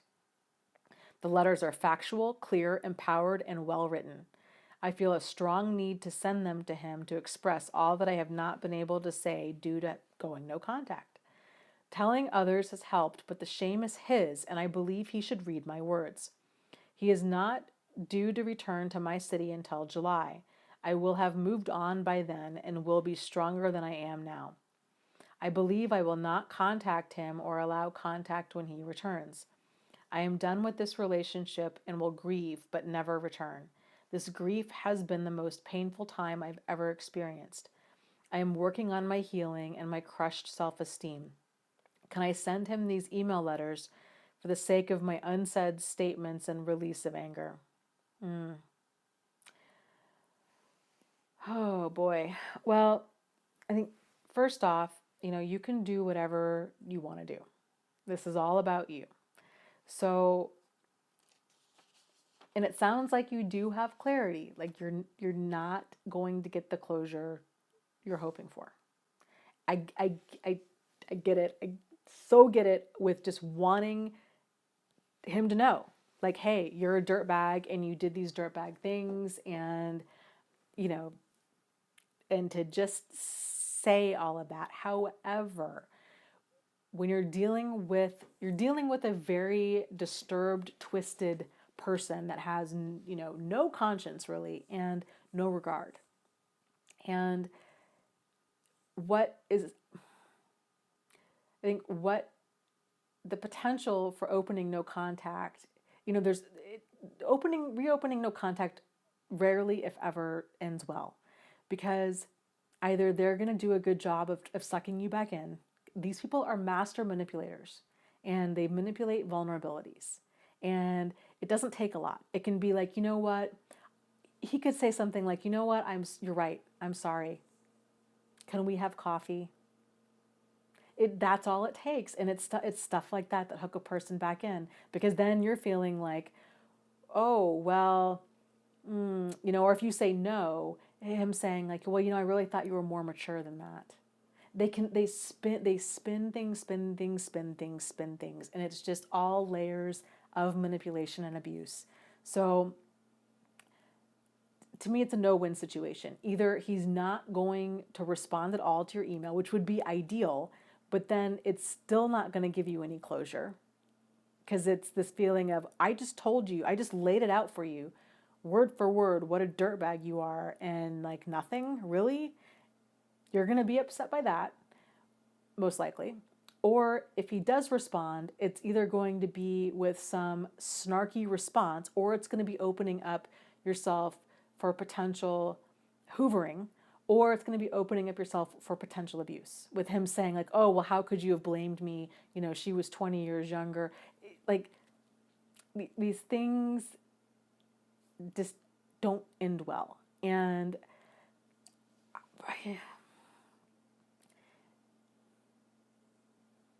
I would just encourage you, and I know it's hard, and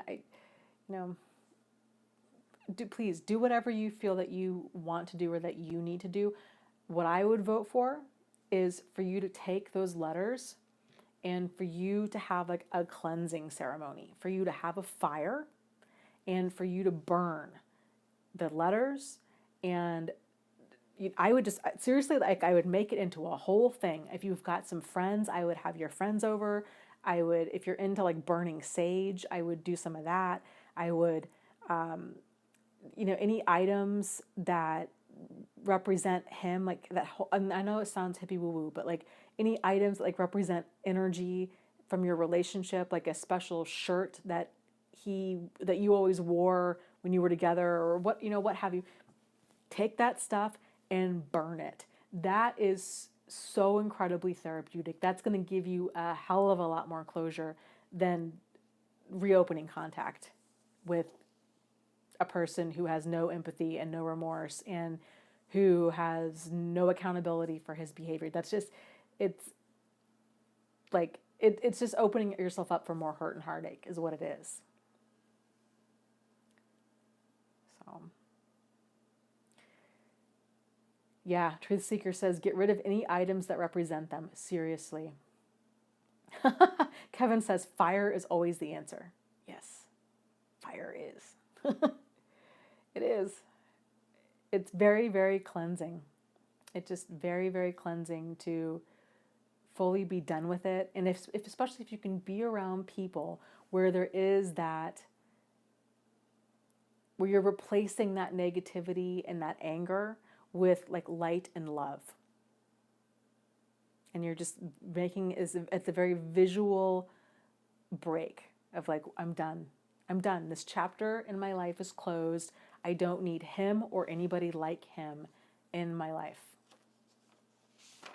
And I'm so sorry that you're going through this. I know how painful that is. It's just awful.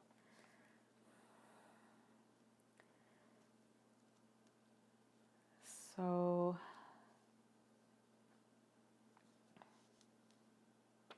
let's see here. Okay, this is more of a comment, but I thought it was worth sharing because I think a lot of people struggle with this. This is from One of Many Leaves. It says, hi, Dana.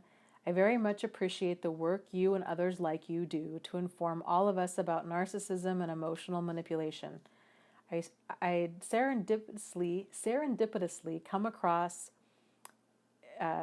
you right when I process to the point of hitting a wall, needing this significant piece of information to tie everything together coherently. I was at the beginning of my career as a therapist when the covert narcissist came into my life. To say I was unprepared for that event is an understatement. Though I'd been fooled in much the same way as others, I felt so ashamed, as I thought I should have known better because of my training. Little did I know that there is no clinical training that can prepare a therapist for this. I appreciate the openness with which you discuss your own story, especially in light of your training. You and the others in similar fields that are active on your site have given me the courage to speak up. People outside of the helping professions tend to have the misconception about us being perfectly well-adjusted bastions of self-awareness.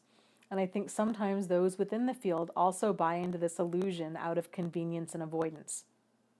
That's a mistake that not only shortchanges us, but also those we serve, in that we miss an opportunity to model the allowing of being imperfect while striving. We are human, just as prone to blind spots and vulnerabilities as anyone else, and certainly not immune to the ravages of willful and crafty manipulation, in our practices or in our personal lives. Thanks for not only normalizing the experience of those of us in the various helping professions, but also helping us to see how the very qualities that draw us to such professions and also likely make us good at what we do have the potential to set us up for such ravages. I've learned a lot, both personally and professionally, and I've already been able to successfully infuse this information into my own practice. It's part of my mission now. Thank you, Dana. And the reason I wanted to bring that up is because a lot of people, we talked about earlier, emotional manipulators manipulate emotions. And they do this by, they target a person based on what they want, which is what's called supply, and then they exploit their vulnerabilities. And education, experience, these things, not only do they not help a person, oftentimes they make it worse.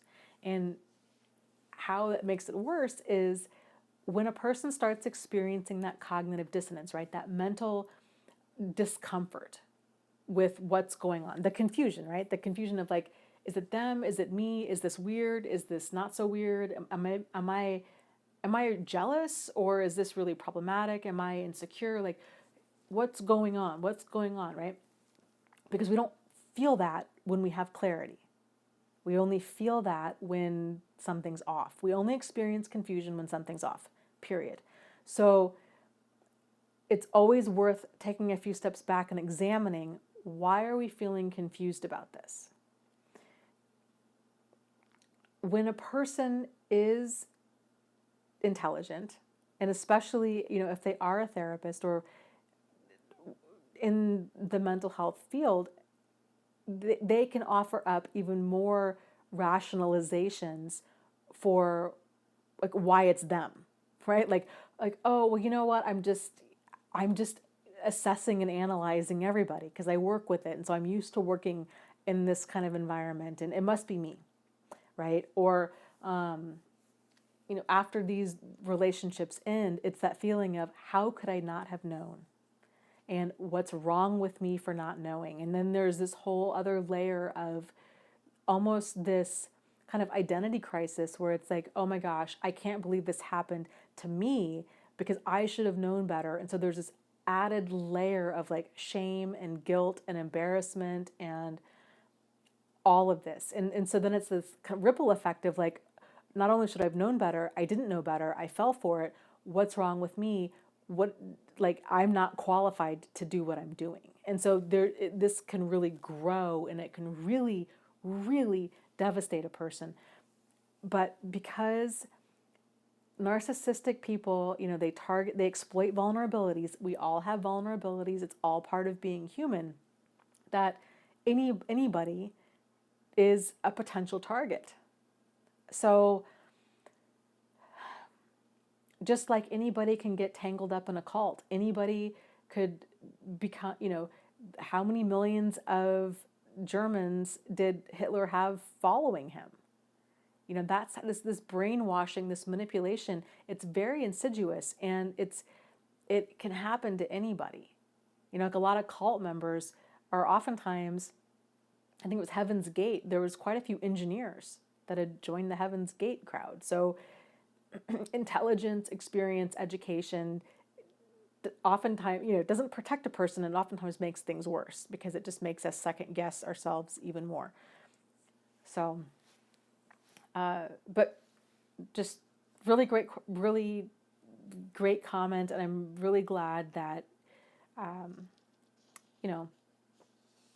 that you found some healing in this, and that you've been able to take, because I think that is the added cool thing with technology, like with all of this, is hearing about these experiences from a survivor's perspective, because that's not something that's really taught, right? So there's kind of this like clinical knowledge, like DSM type knowledge of different personality disorders and different signs and symptoms and the way they go about certain things, but it's totally different when you talk openly, or read comments from people that have actually lived it. Then it's this whole different level, this wave of awareness of, oh my gosh, wow. Because I think what people, when they tend to get into therapy, they're often very guarded, and we know we sound crazy, and because if you're thinking you're the only one out there that's gone through this, there's a lot of that shame and guilt and embarrassment of opening up and telling somebody, this is what happened to me. Are they going to believe us? What are they going to say? Are they going to instantly jump to like, what is our part in things? Which totally makes a person shut down. So people are very guarded when they oftentimes get into therapy, at least generally for the first handful of sessions. And, so I think it is really beneficial for different mental health clinicians in all fields to really see the kind of in the trenches stuff and what's really going on in here. So let's see.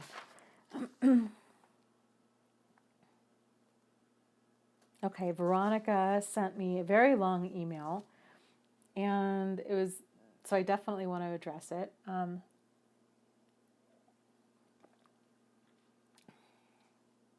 Okay, she says, Dear Dana, I've been following your work and desperately need your help right now. I separated from my narcissistic husband and was ready for divorce, but the love bombing came, and I started to have extreme guilt of not trying one more time with therapy, so I let my wall down. He appeared to be trying and was extremely attentive, but now he is angry and fighting with me. I'm not I'm now not sure what is my stuff and what is manufactured manipulation with him. Below is my communication with him. Could you please let me know what you think? And there was a lot of dialogue. It's too long for me to read here. And frankly, I didn't, even reading it, I felt like I was still missing like large chunks of context. But kind of in a nutshell. So the one quote that she'd put in there that he had said that jumped out at me is he had told her, wounds on both sides are deep. I just want to leave the wounds closed and build on positives in the future and in the present. You want to open these wounds back up and explore them, thus they are always fresh. Neither is the correct approach. And I wanted to address that. So I don't know what he did. But here's the thing, when people bring up issues, old issues don't come up, only unresolved issues do. So if your partner has an unresolved issue, it does not matter if it happened 40 years ago. It's unresolved. That's why it's continuing to come up. And like, if we have that issue resolved, meaning we're treated with dignity and respect, we're feeling heard, the person that we have the issue with is fully accountable for their behavior. They have open, honest, sincere, solutions-oriented communication. They're like, they own it. They're like, you know what, I messed up, I did wrong, here's the full truth. You know, they're open about things. That's how those wounds get cleaned out and then they get resolved. It's when we're encountering lie after lie and then getting the truth is like pulling teeth, and you know, we don't feel like there's been any resolution. We bring something up and it leads to a fight, or silent treatment, things like that. That's what tends to lead to issues that are not fully resolved. And you know, I don't know if this was their situation or not, but if there's cheating involved, that's one of the hardest things when trust on that level is broken, because it's so deep, and it's such a profound betrayal that it takes a person a while to process that. It's a bomb that went off in their life, and so it takes them a while to really process this. Like, people want to know, they want answers. Like, who was she? How did you meet? How many times? What was it like? People tend to want to know all of like the grisly, gory details because they're trying to make sense of their life that's now blown apart. And of course, the person that's cheated doesn't want to talk about all of this. They tend to give out like the very bare minimum information, which is absolutely crazy making if you're on the other side of it, because when they're like doing that like info gathering stage, they're trying to gather enough info. It's a weird way, I think, of trying to keep ourselves safe.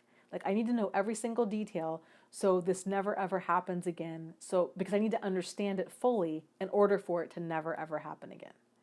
And if a person's denied all of those details, then it's hard for them to move forward. But even if they have all of the details, it still takes time, because they're going to continue, their mind's going to continue like rehashing and just ruminating and thinking about what happened and why and how. And, you know, it takes years, if not decades, for a person to fully process that. And that's if their partner has like true sincerity and accountability for what they did. I think what happens instead is a lot of times if a person is in a marriage where there's been, you know, cheating, infidelity, that kind of stuff, they, if they want to stay in there, they tend to want to avoid fights. They try to convince themselves that they have trust issues and to just get over it, like, right? And their partner's pushing them to just get over it.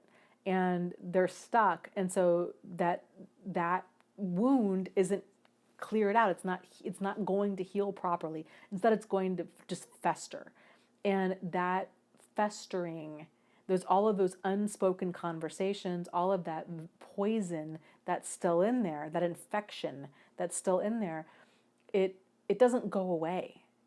And that's it's so hard. So like that wound is going to have to be reopened and cleaned out at some point. So, but again, I don't know the context. I'm guessing that tends to be what it normally is. That's my guess. I would encourage you need to figure out what do you need to do in order to have peace with staying or peace with leaving. And get really crystal clear. So if in your mind you're like, okay, in order for me to actually leave, this is what needs to happen. Like we need to go to individual I would encourage individual therapy, especially if you're feeling like he's really narcissistic and he's manipulative. Go to individual therapy. You go. He doesn't forget him. This is about you. You go to individual therapy on like a weekly basis for like the next 6 months, right? And so, but thinking to yourself, okay, what do I need to have happen? Would it be going to individual therapy, once a week for the next 6 months, then coming up with some sort of game plan? Would it be at that point maybe going into couples counseling? I wouldn't recommend it, but it's about you, right? So what do you need to have happen? What do you need to have happen to stay? What conversations do you guys need to have in order for you to have peace with staying and just getting really crystal clear? So, and then also examining in what time frame.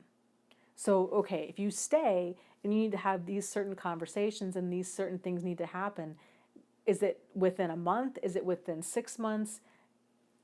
What is it? If you want to stay married, do you want to have separate bank accounts? Like what makes you feel completely comfortable staying? And then what would make you completely comfortable with knowing that this is my deal breaker stuff, this is my line in the sand, it's time for me to drive on. That's it. The more clarity you have, I think the better idea of the direction that you head is going to be. So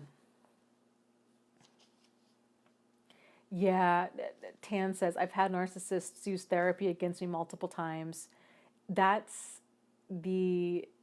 I agree. And that's my concern. And that's why I'm not an advocate at all of couples counseling with a manipulative, deceitful liar.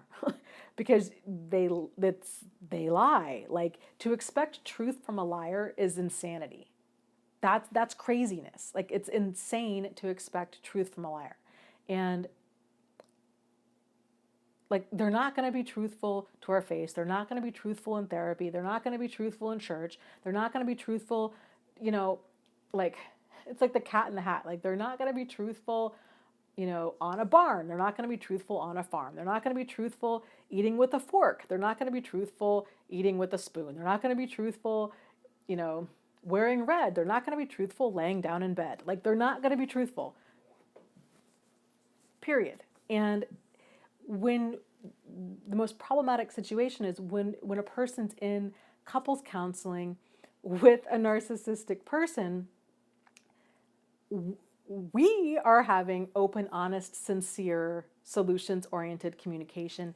They are not. They're out to manipulate because it's all about them. They're trying to spin the situation. And there's no better way to do it, because if they're like gathering intel, right? So you are talking about all of your vulnerabilities, right? I'm so scared my marriage is going to end, and I'm concerned about my family and my money and this, that, and the other. And they're soaking all of that in. And it's the whole saying of, with a narcissist, anything that you say can and will be used against you. And it's true. So it really opens up a person for abuse. to have them go into couples counseling. That's, individual counseling is definitely, can be incredibly helpful if you can find a therapist that really is familiar with narcissism and with narcissistic abuse. So, and a therapist who understands the difference between an abusive relation, between any type of abusive relationship and a normal relationship, and between an individual issue and a relationship issue. If this is the person's personality, like they lie, they cheat, they steal, they siphon funds, they open up accounts, they're taking out loans, they've got multiple women, or men, they're doing that. That's not a relationship issue. That's an individual issue. Like that stuff's way outside the realm of normal behavior. A relationship issue is let's get on the same page with budgeting or how to raise the kids or what planning a vacation or how much money we're going to save out of every paycheck or how we're going to work together as a team and like job duties and expectations, and that's relationship issues. Not character issues. Character issues are an individual issue, and where people go wrong is those character issues. It's weird, right? Like I was saying earlier, if you had a business partner who had that same behavior, the exact same behavior, you wouldn't take them into therapy. You would just leave. But I get it. Because relationships are, there's more, it's not as easy to necessarily walk away. But even if you were in a business partnership with them, if you were to go into therapy, it wouldn't be treated as, well, what did you do in order to make them lie, cheat, or steal, right? Like it wouldn't be treated like this individual issue or a relationship issue where both people have some sort of part in things. It's not that.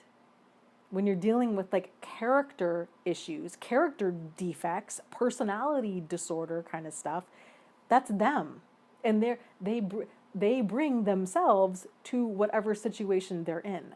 So if they have a pattern, especially if they have a pattern of this behavior, like they are persistently lying, cheating, stealing, conning, manipulating, all of this stuff, that's them. And wherever they go, there they are. Like they're going to bring all of that drama and dysfunction with them everywhere they go. So there's an abusive relationship has more in common with a hostage situation than it does a relationship. And it's really, really important for whoever is you're turning to for help to fully understand that. Because what holds an abusive relationship together of any degree, right? So on an individual level, an abusive relationship or with a parent or with a cult or with, a crazy dictator and his followers, it's psychological abuse. It's manipulation, it's brainwashing, it's gaslighting. That's what holds a person there. And unfortunately, a lot of people, frankly, the whole power and control wheel that's used for domestic violence, I think is really outdated. And because at the end, the outer rim of the circle is physical abuse. That physical abuse holds it all together. It doesn't. It doesn't. It doesn't. It has nothing to do. Physical abuse, it's psychological abuse. Psychological abuse is what keeps people stuck. So, frustrating.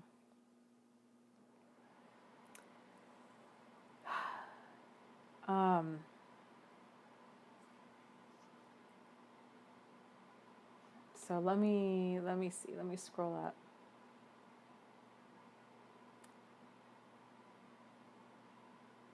Yes, Diane says this doesn't work because you're technically not a part of a couple. Yes, there's a difference between being a partner and being a target. A partner, it's a two-way agreement, right? Again, think about it. It's easier to have that emotional distance and think about it in terms of like a business partnership, right?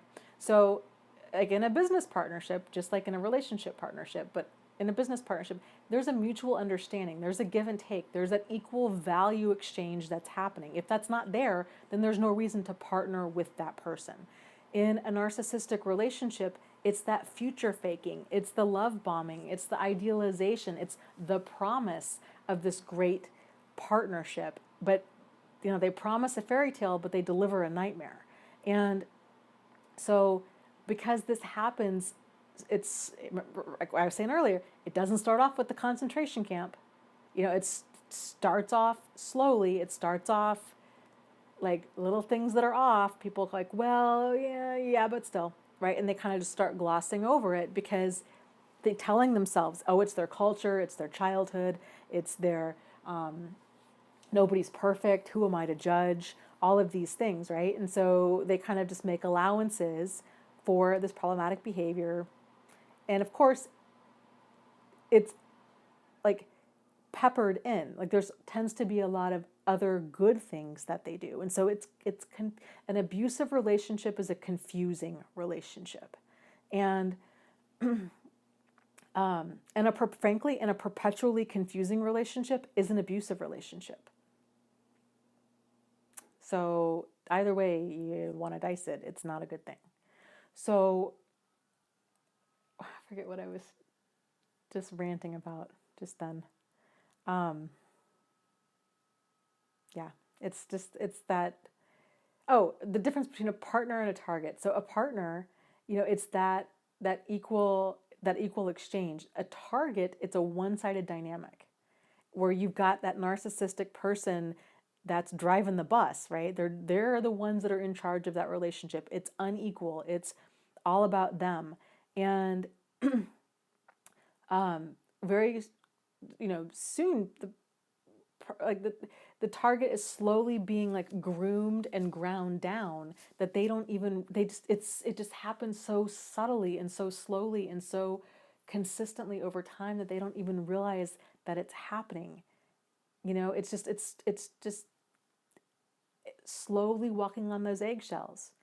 I'm just going to avoid a conversation here and there. I'm going to avoid certain topics. I'm going to try to anticipate their needs. I'm going to try to anticipate their emotions. I'm going to, start changing who I am in order to meet what they expect me to be. And, that's how that person gets ground down over time. So it's very, very, very different. This is the whole kind of concept of Stockholm syndrome too. It's this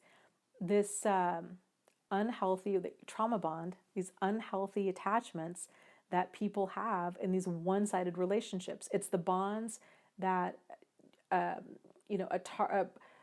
we'll quote unquote partner, but target of a narcissistic person. It's the bond between a narcissistic person and their target at any level, whether it's a narcissistic spouse and their target, or if it's the cult leader and a cult member, or if it's a pimp and a prostitute, or if it's Hitler and an SS soldier, or it's any dynamic where that person, there's this unhealthy bond that's forged through trauma, the highs and lows. The good times are really good, the bad times are really bad, where the person is so confused and at some level they're getting some sort of need met. Like with a cult, it tends to be the sense of family, the sense of unconditional love. The concept of love bombing comes from cults, comes from cult terminology. So it's everything meets some sort of need. So if a person's getting some sort of need met, they're going to have a really hard time walking away from that. It's how people got tangled up with Bernie Madoff, right? I mean, it's like narcissistic people are in all different walks of life, at all different levels in life, at all different professions and religions and cultures and genders and sexual orientations and political parties and you name it. So it's really important because you would never, calling a narcissistic person a part, like it's not a narcissistic person and a partner. It's not a relationship. It's a manipulationship because it's one-sided. Just like you wouldn't call, uh, you know, a pimp and a prostitute. You wouldn't be like, well, that's her boyfriend, or or a rapist and the rape victim. Like that's not her boyfriend, right? Or like, you know, it's not an equal dynamic. It's not a healthy dynamic. It's a really, really skewed, dysfunctional dynamic where this other person is being held emotionally hostage. They're being puppeteered. They're being manipulated emotionally, and it's generally through, you know, intimidation, charm, hope.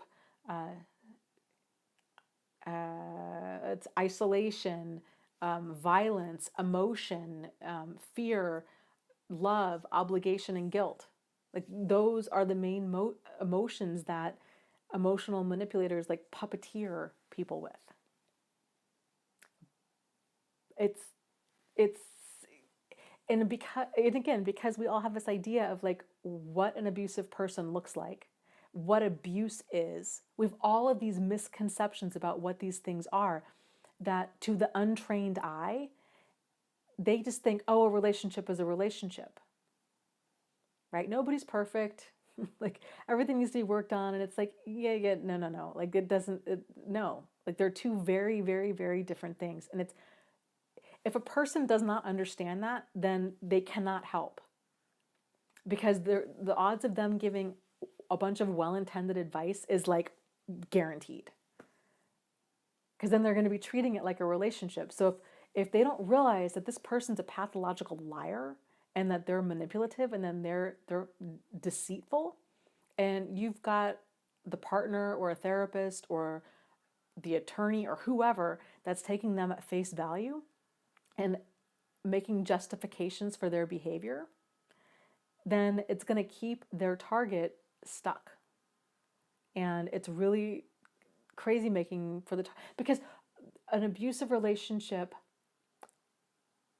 it's like this weird bizarro universe, right? Like you've got like Superman and then you have like bizarro Superman, right? Like you have a normal relationship and then you have an abusive relationship. Like there's certain elements that are in common, but it's skewed and it's similar, but it's not the same. And that can be really confusing for people if they don't know, if they can't spot the differences between them. So there's a lot of misinformation. There's a lot of very like inaccurate information out there. It's just I don't just a lot. There's a lot that needs to be discussed and talked about and updated. It's like with any concept. Like the concept of codependency comes to mind with this. There's concepts evolve as people's understanding of them evolves. The concept of codependency, I think, is a great example of this. So when researchers, when people realize like alcoholism is a thing, it's not just like Uncle Bill, right, who's sitting on the back porch and he's knocking back 12 beers a night. It's like this is a thing and lots of people have it. And they realize, okay, this alcoholism thing is a problem. When the two guys that founded AA, one was a surgeon, one was a stockbroker. They were alcoholics who wanted to recover. They wanted to quit drinking, and there weren't any rehabilitation centers. Like alcoholism, like wasn't really understood, and it was by people that were living it that were like, "This is what we're going through. We need to figure out what works." And they were the guys that ended up forming AA. Well, AA became really popular and like worldwide. Well, then, different like researchers and psychologists decided, let's make this is a thing, and let's make rehabilitation centers for people, addiction treatment centers, basically alcoholism, right? Treatment centers. So they did. And then they began noticing there's this pattern of behavior with the spouses of alcoholics. Now, generally at the time, this was, I forget what, in the 50s, I think. Maybe even a little bit later, maybe even in the 60s.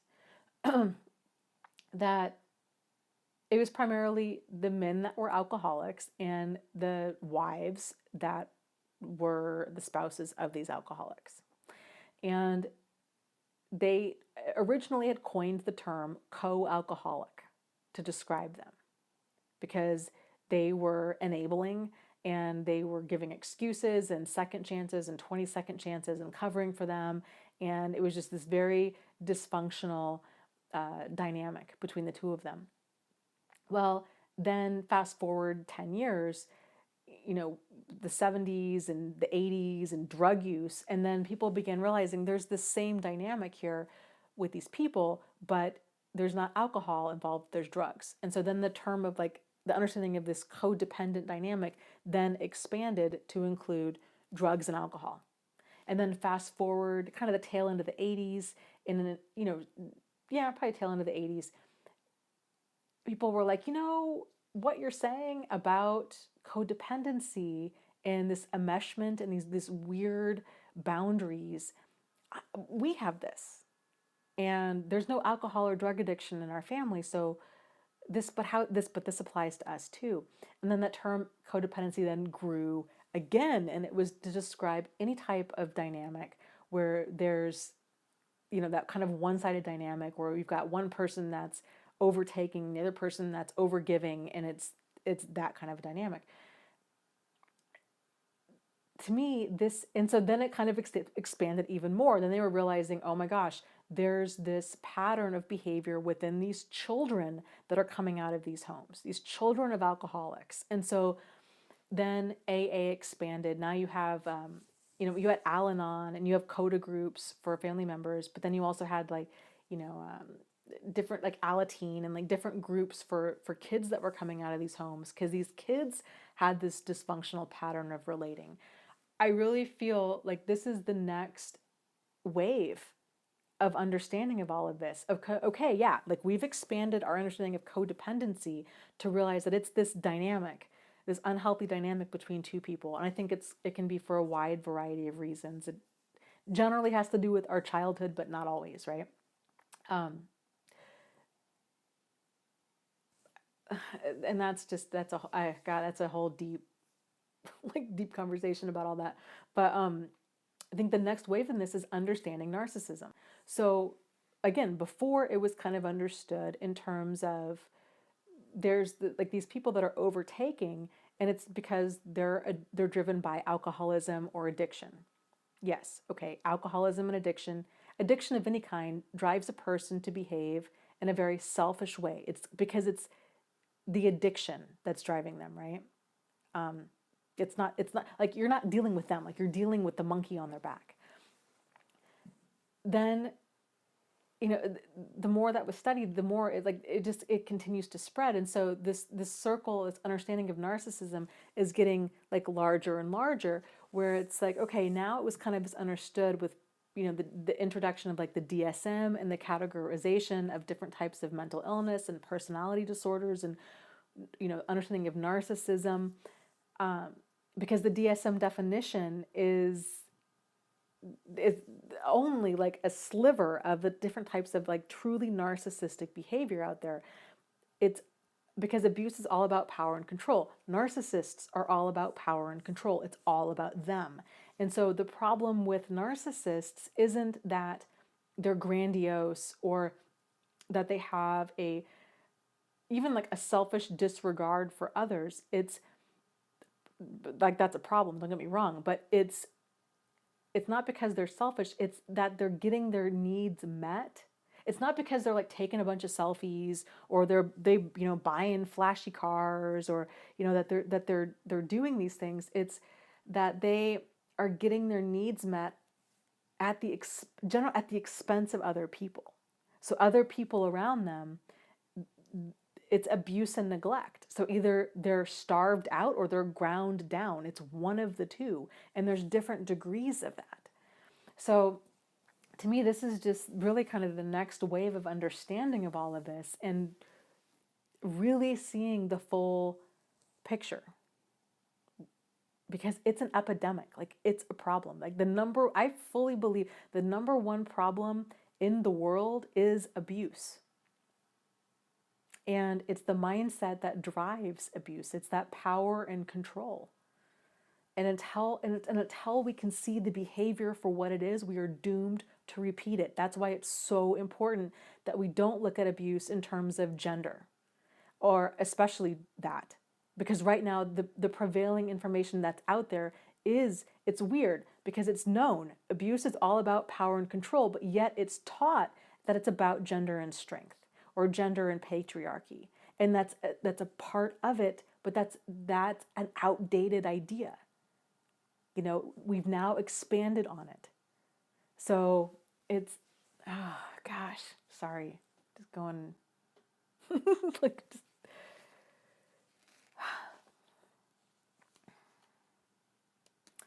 Okay, so,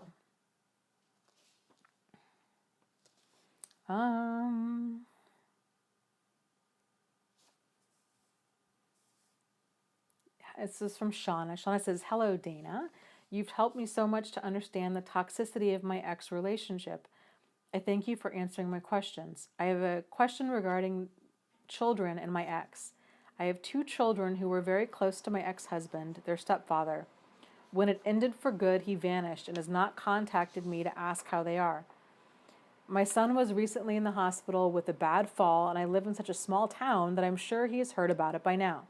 How do toxic people walk away and never look back when children were a part of the picture? I try to envision if the roles were reversed, and I tend to think it would be appropriate that a person that was once that close to your children would simply ask how they are. Maybe I'm wrong about that. Maybe the divorce means simply never speaking again, even regarding children that were not their own. I'm trying to wrap my head around how one just assumes life as if nothing even happened." That's the painful lack of regard, that infuriating level of indifference with narcissistic people. And I'm so sorry that you're going through this. And yes, it's intensely painful that they just don't look back. And how do they do it? They do it because they don't, narcissistic people are all about them. And so kind of the flip side of that is if a person's all about them, then they can't be about anybody else. So there are no deep bonds or connections to anything or anybody else. It's all about them all of the time.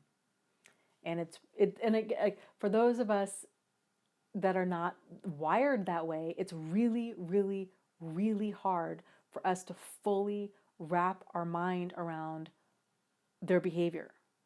Like, it's weird. Like, we might even think that we get it, or like, yeah, okay, I get it. Like, this person's selfish. They have this jaw-dropping lack of empathy, and this lack of respect for other people, and like, we think we get it.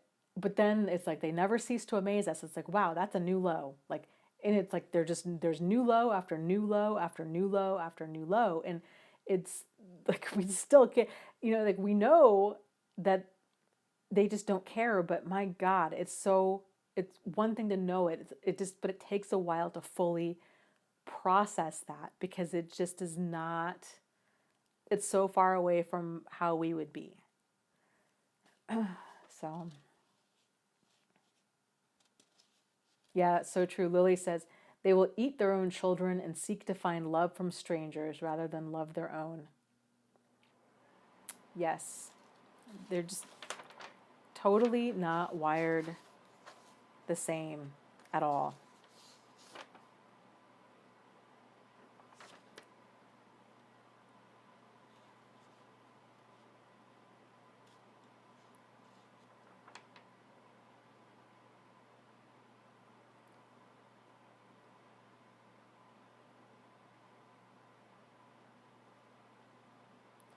Okay, so this last question here is a long one.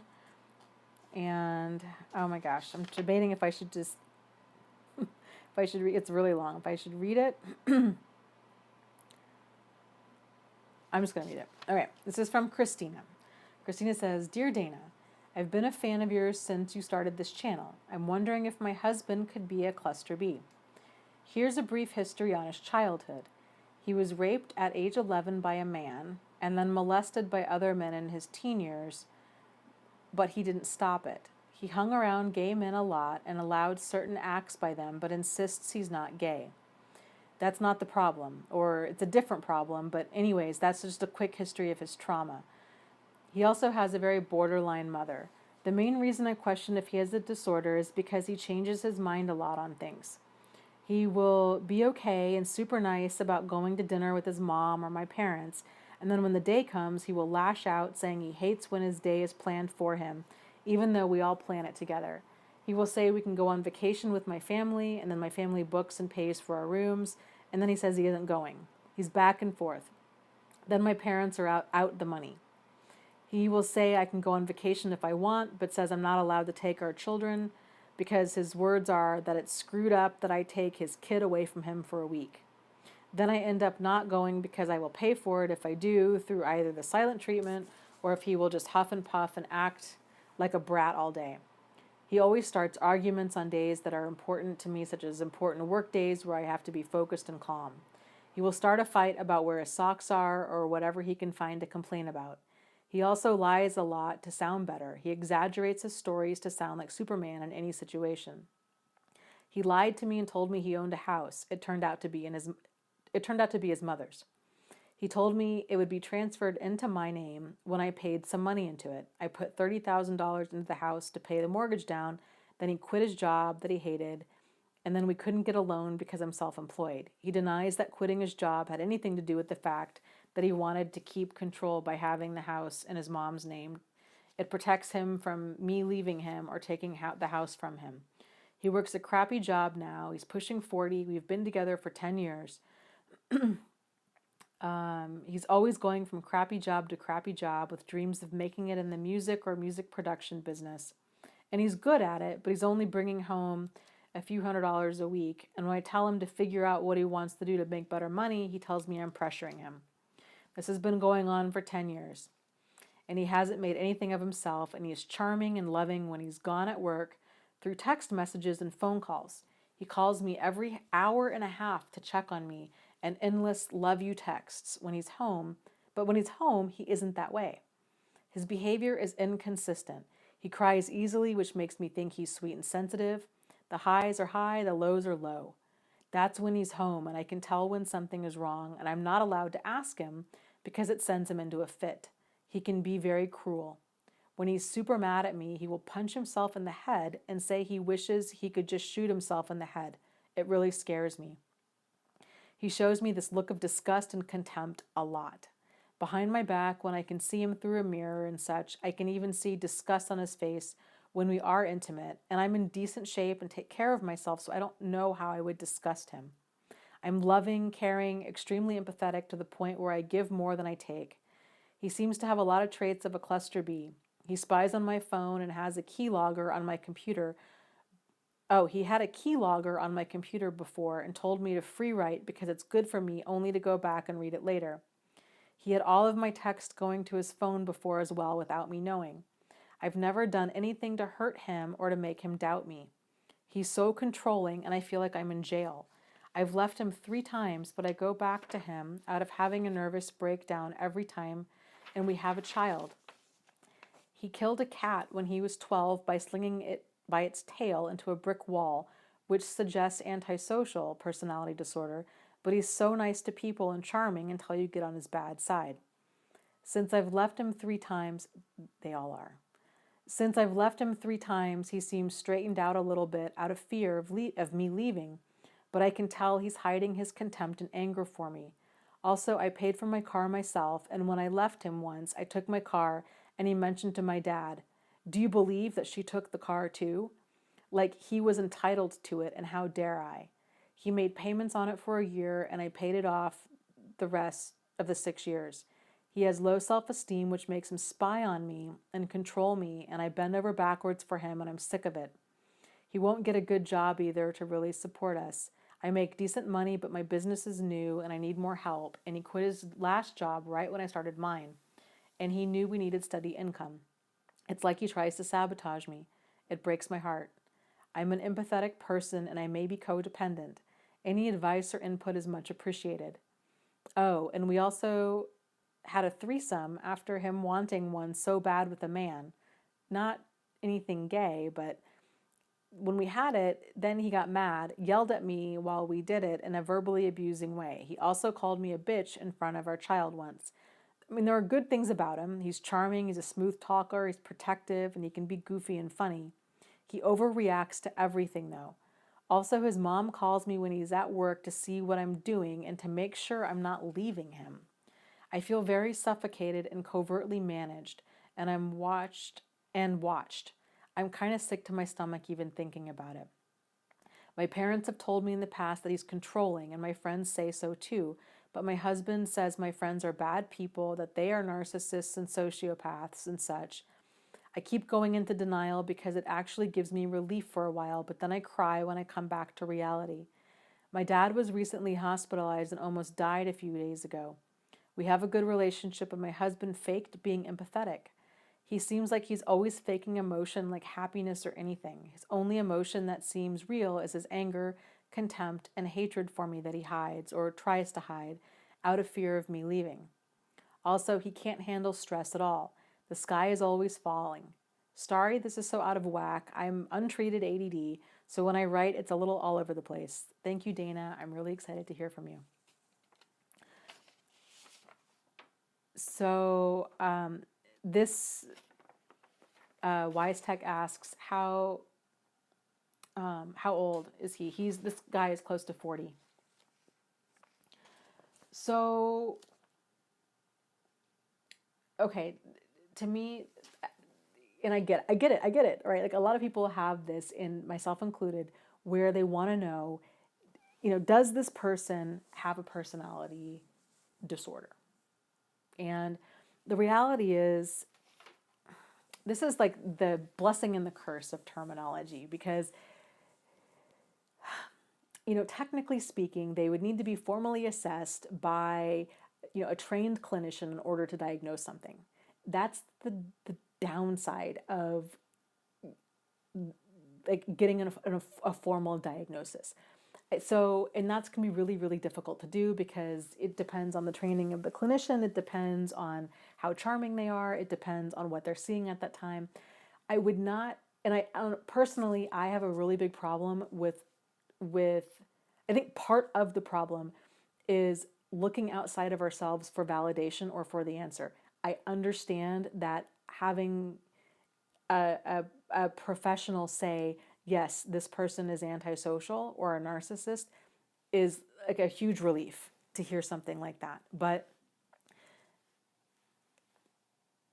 let's just back up a little bit. So a personality disorder, okay, not diagnosing anybody here. Like everybody just calm down. People like they just lose it. Like when anybody even talks about stuff like this. A personality disorder is a disordered personality. It's a person has a pervasive pattern of long-standing problematic behavior that impacts their interpersonal and generally their work life. Okay? That's what a personality disorder is. There's something that's wrong with this person that they cannot like function and fit into society. They don't know how to get along well with others, basically, is what it is. Especially we're talking like kind of like that cluster B personality disorder kind of stuff.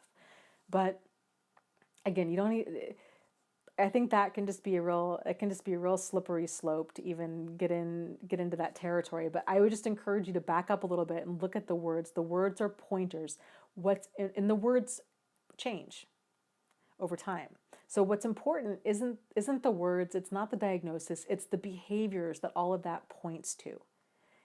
A person calling you, texting you every hour and a half, that's not caring, that's controlling. A person who is putting spyware on your computer, then encouraging you to free write, that's manipulative and abusive and controlling. A person who, everything that I read in here is highly problematic. Any one of those things would be enough to send me packing. So it's not it's not an equal give and take, right? He's totally content to control and to deceive, and he feels entitled. All, like, again, any of that is highly problematic. So if you're going to stay with him, I would say he doesn't seem to have any issue with his behavior. So if I were you, I would assume that he's not going to change. So with that said, then the question is, what do you need to have happen? And is this problematic? Is this problematic for you? Because that's what matters, right? Like, my 2 cents doesn't matter. This is you and this is your life. So getting clear on, like, what do you want and what needs to happen? So yes, what you are experiencing is incredibly, highly problematic. Like, highly, highly problematic. He probably does have a ton of unresolved stuff from his, it sounds like he had an incredibly traumatic and abusive childhood. And that's, my heart breaks for anybody that goes through anything even close to what he went through. But it's not an excuse for him to drag you through hell. So you have to just figure out where you are in all of this, and where your line in the sand is, and what you need to have happen in order for you to stay or in order for you to go.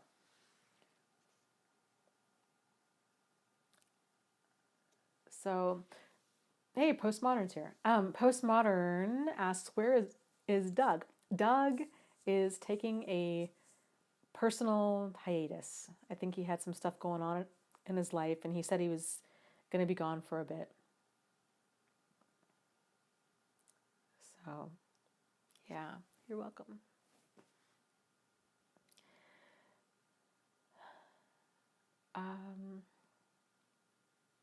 Mishmash asks, is there such a thing as having non-resistance to a narcissist? I love that way that you phrased that. Yes, there is. And that could just be such a deep conversation.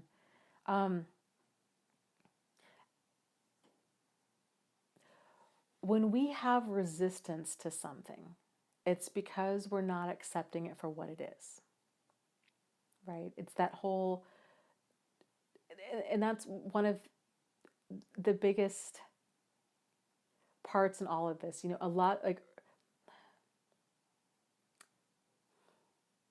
resistance tends to come from a lack of acceptance, and that tends to come from a lack of, or I should say, not a lack of, it tends to come from attachment of the way we think things should be.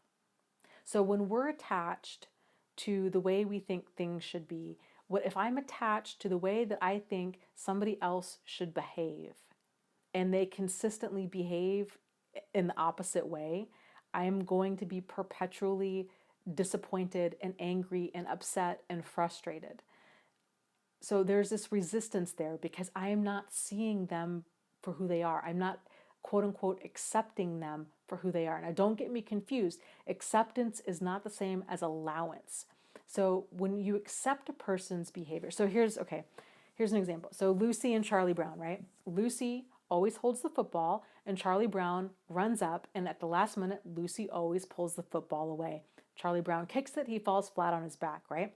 And then the next time around, he says, are you going to do this again? Will you hold the ball? And she promises, oh, yes, Charlie Brown, I will hold the football, and, just you run and go kick it. And he does it. And what does she do? She pulls it away at the last minute. He kicks it. He falls flat on his back. This happens time and time and time again. He is in resistance.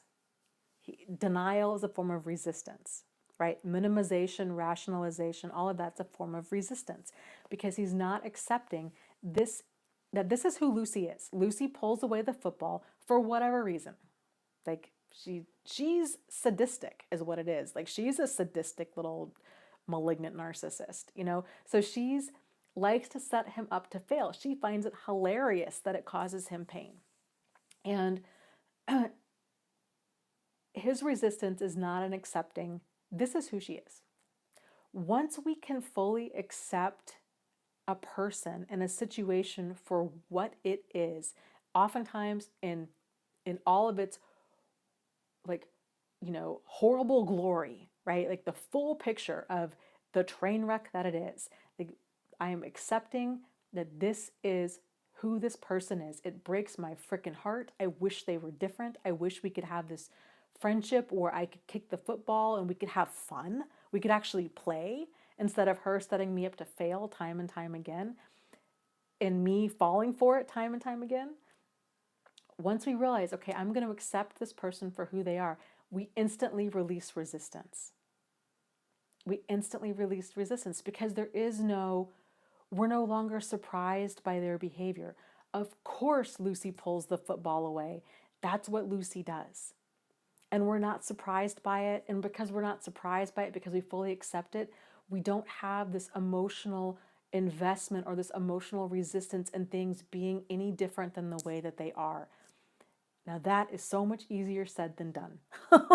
And it takes a lot of practice, but because we're not wired this way. So it takes a while for our brain to just fully wrap around that a person, this is just how they are.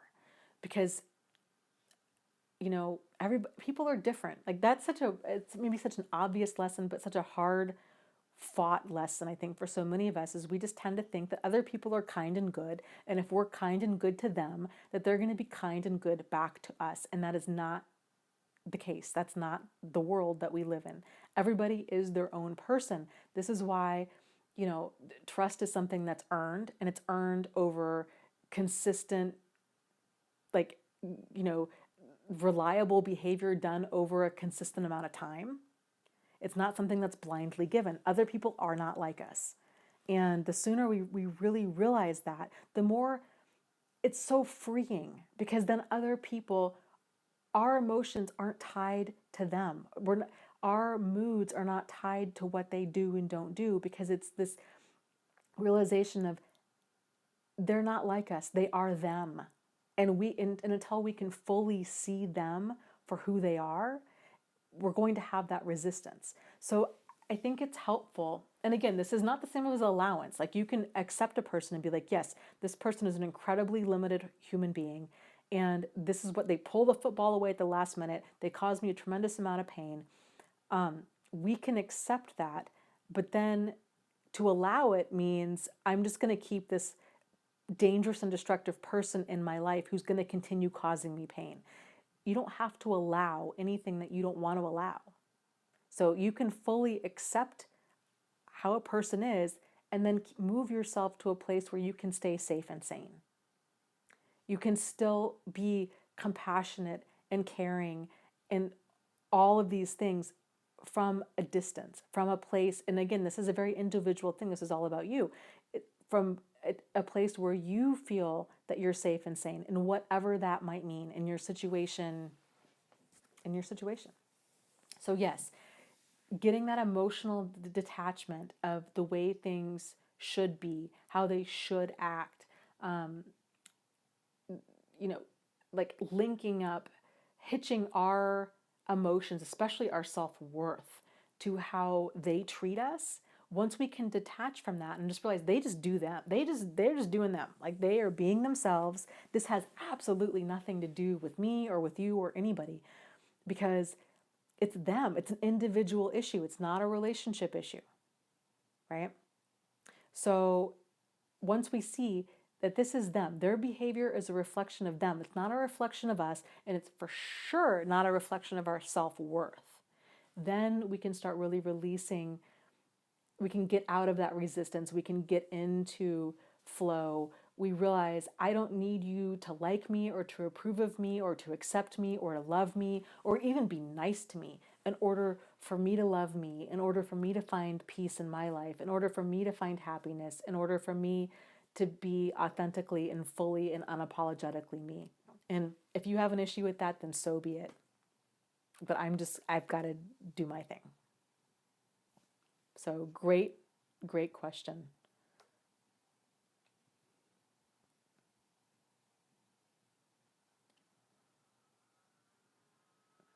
So, hey, Cecilia's here. Thanks. 100 Smiles says, well said. Thanks.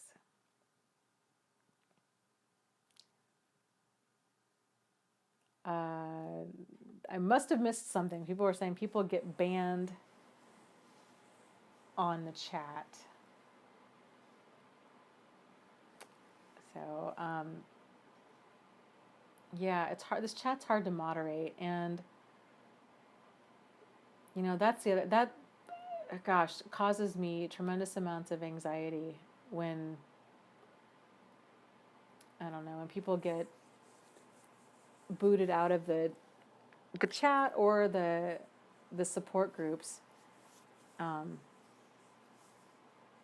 know, and again, what gets me is it's not an exact science, right? Like we all make decisions about this stuff based on the information that we have, based on the vibe that we get, kind of based on context, and I guess it stresses me out because I think a lot of people, you know, that are traumatized act in ways that are traumatized, and sometimes they can come into the chat and they might have they might, I don't know, phrase things a certain way or really kind of come across like a bull in a china shop.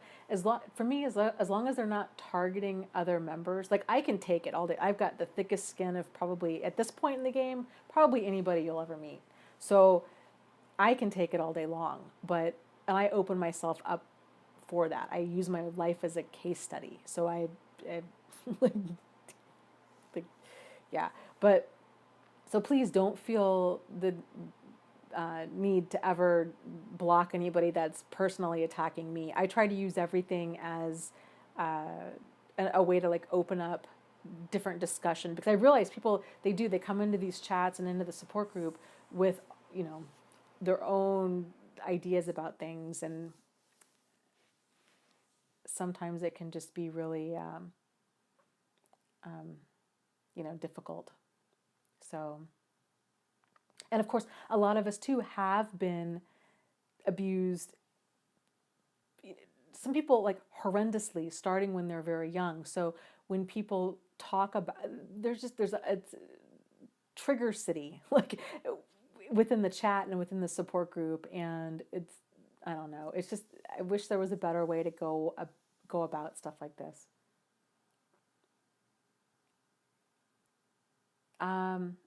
Okay, that's a good one. Marie asks, is it Marie? No, Wise Tech. Wise Tech says, and then I'm going to talk to you, Postmodern, about this. Wise Tech says, Dana, please talk about how to stop nightmares about the ex. Okay, great question. Very common question. I gotta reposition here. Okay, so I don't know why I have the hardest time just finding a chair that's comfortable. But anyhow, okay, so stopping nightmares from this narcissistic relationship.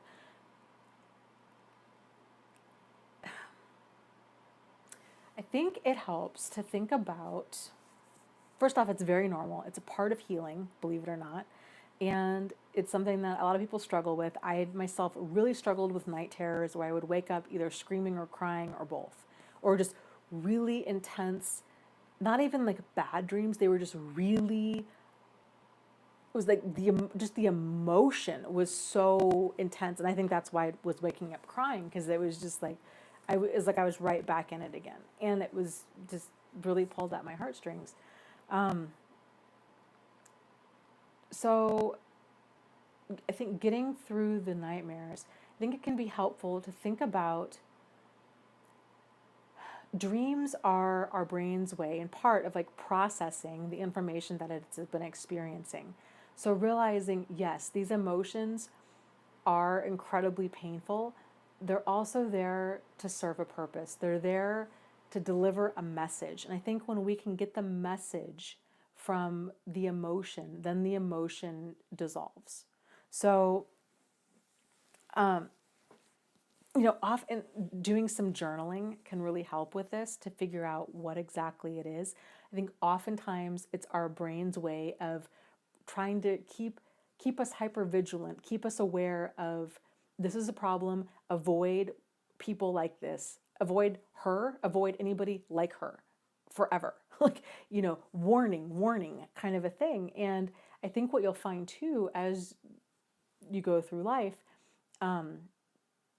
if you are ever in a situation again where you are in some sort of like danger, it's the weirdest thing. Odds are those nightmares, those night terrors will resurface to some degree. It's weird. And you might even find yourself thinking like, I haven't felt this way since, all those years ago when I went through this. Don't discount how you feel, because it's your brain that's picking up signs and signals that are not registering with you at a conscious level.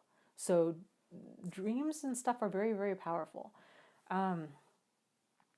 If the dreams, so I would encourage you to explore the different emotions in the dreams, because it's very rare that dreams are about the imagery. It's generally about how you feel. So you could be dreaming that you're drinking like I don't know, like a cup of tea, but it's not so much the tea or the cup that's the issue. It's how you're feeling about the tea, how you're feeling. Dreams are emotional. It's about how you're feeling. So, in these different nightmares, is it a feeling of like betrayal? Is it anger? Is it rage? Is it fear? Is it grief? Is it loss? Really trying to pinpoint what emotions are surfacing, and then kind of exploring those further. Okay, if I'm experiencing, anger and rage, totally understandable. That's a normal response to an abnormal situation. So exploring, okay, I'm feeling all of this anger and rage, and in part, it's my brain's way of saying this wasn't right, this put you in danger, avoid this. And to remind yourself, and to try to, this might sound really weird, if we can approach our emotions especially, but really, okay, we'll just start there. For our emotions with love. Your emotions are designed to help keep you safe. Realizing this is all working, this is your brain's way of trying to get your attention and to keep you safe. And it's working in your highest and greatest good. It really, really is. This is all about working on your behalf. And so when you have these dreams, telling yourself, even though you wake, because I said, I get it. Like I was having these too, where I would wake up just feeling so emotionally devastated and upset. But reminding yourself, oh, this is such a good thing. My brain, my body cares about me so much that it's trying to keep me safe. And then talking to you, it sounds weird, but talking to yourself and saying, thank you so much for trying to keep me safe. I hear the message that you're sending. And I'm learning so much about this, and I'm really taking all of these steps to avoid somebody like this in the future and to keep myself safe. And the more you can embrace these emotions as they surface instead of running from them, the quicker they will be able to dissolve and you'll be able to move through them. With that said, I get how exhausting that can be when you're like, I'm not sleeping, I'm having these nightmares, I just need a break. Sitting with these really intense, uncomfortable emotions it can be exhausting, it can wear a person out, and so it's okay. It's okay to be like, okay, I've got this emotion of, anger, rage is a good one, rage. And I'm going to just sit with this and explore this for a little bit. But if you're like, you know what, after 5 minutes or 10 minutes, you're like, I gotta put this down. This is gonna sink me if I keep holding on to this. It's okay. And I would encourage you to do this too when you're experiencing these emotions. This rage, oh, I'm sitting here and I'm exploring it and I'm trying to embrace it and realizing that this is my brain and my body's way of trying to keep me safe. And I'm so thankful that I feel rage, because rage is an appropriate emotion to feel about this, right? But if you get to that place where you're like, I need to function. I need to go to work, or I need to do something. I'm going to go out with like a friend or something, to give yourself permission to be like, okay, I'm going to put this rage ball down for the next hour or the next 2 hours. And so this way, and the benefit of this too is because trauma is like, those walls, have you ever seen these at like amusement parks that capture your shadow? Like you like lean up against them and then this bright light goes off and then you like walk away from the wall and your shadow is there. Trauma is like that with the brain. It's like this traumatic event happens and it's like this flash goes off and these certain events are just captured there. And so, and emotions are captured there. And so the brain just it's very rigid and it holds on to that. So knowing that, to practice, to like loosen, it's like physical therapy for your brain. It's like trying to loosen up the grip that your brain has on the situation, because it'll continue to rehash and ruminate on these different emotions over and over and over and over again, in an attempt to understand what happened, especially if you were experiencing a lot of like gaslighting and manipulation, because it's got to pull it all apart to understand it, and then it'll put it back together, and then it'll be like, that still doesn't fully make sense, and then it'll pull it apart again, and then it'll try to put it together. And processing trauma is all about that. It's all about pulling everything apart and putting it back together, and pulling it apart and putting it back together. This is something that our brain does subconsciously, and it's going to continue to circle around that trauma until it can make sense of it. Once it makes sense of it, then it's going to have created like a cohesive narrative where that the trauma is not this bomb that's gone off in our life. It's not, it's not like it's not like this bomb that goes off and we're just trying to live our life around like this fallout zone. It's when that trauma is incorporated into our life story, then it's an event that happened in our life. It's not the event of our life that we're trying to like navigate and live our life around. So part of that is loosening up that grip that our brain has on those emotions surrounding that trauma. And a good way to do that is to literally practice picking up and putting down certain emotions. It increases the flexibility and gets rid of that rigid thinking. So practicing, okay, I'm feeling full of rage right now. I'm going to sit with this rage and I'm going to explore this rage. But then I'm going to go watch a funny stand-up comedy for 10 minutes, or I'm going to go do something else. And during that time, I'm going to consciously take this rage ball, and I'm going to put it here on the table for 15, and it's not going anywhere. I'm not like going to move on without it. I'm not like, it's still there because your brain's going to freak out. Realizing, okay, and then when you do have allowing yourself, okay, I'm going to laugh and watch comedy and do all these things. And then when that stand-up comedy or whatever's over, if I want to pick up that rage ball again, I can. I know where it is. And practice making this conscious decision to pick up and put down emotions, I think can really help a person to move through those different emotions.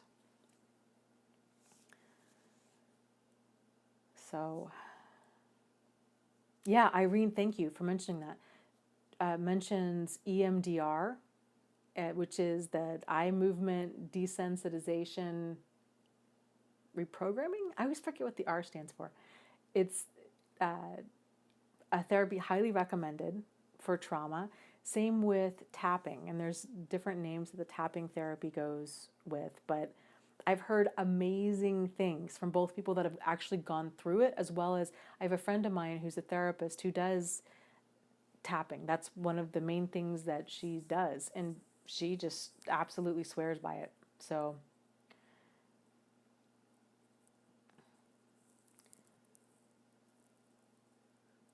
um,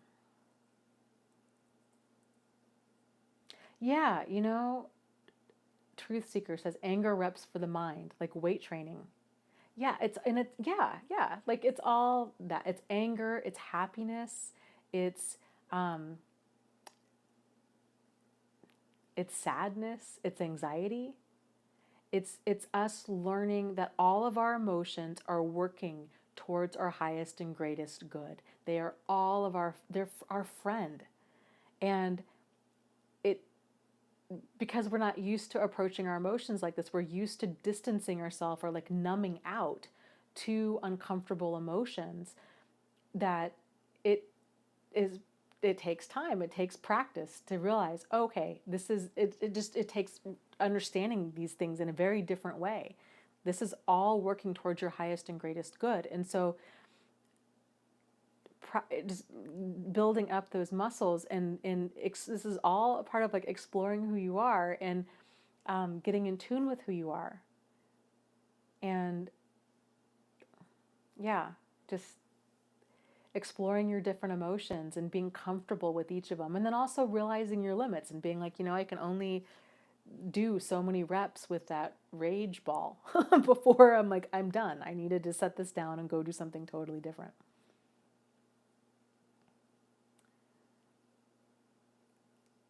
So, yes, Diane says, I learned to realize that the anger I was feeling around this narcissist was an indicator that I was not aligned with truth and love. Yes, that's a big, big part of it. And it I guess, it happens so slowly over time that oftentimes we're not even aware that we've gotten so far out of alignment. Like we just kind of wake up one day and we're like way over here. We're like, how did we get here? Like that's it crazy making. Wise Tech says, I thought the rage ball was another Death Star. Yeah, no, Rage Ball.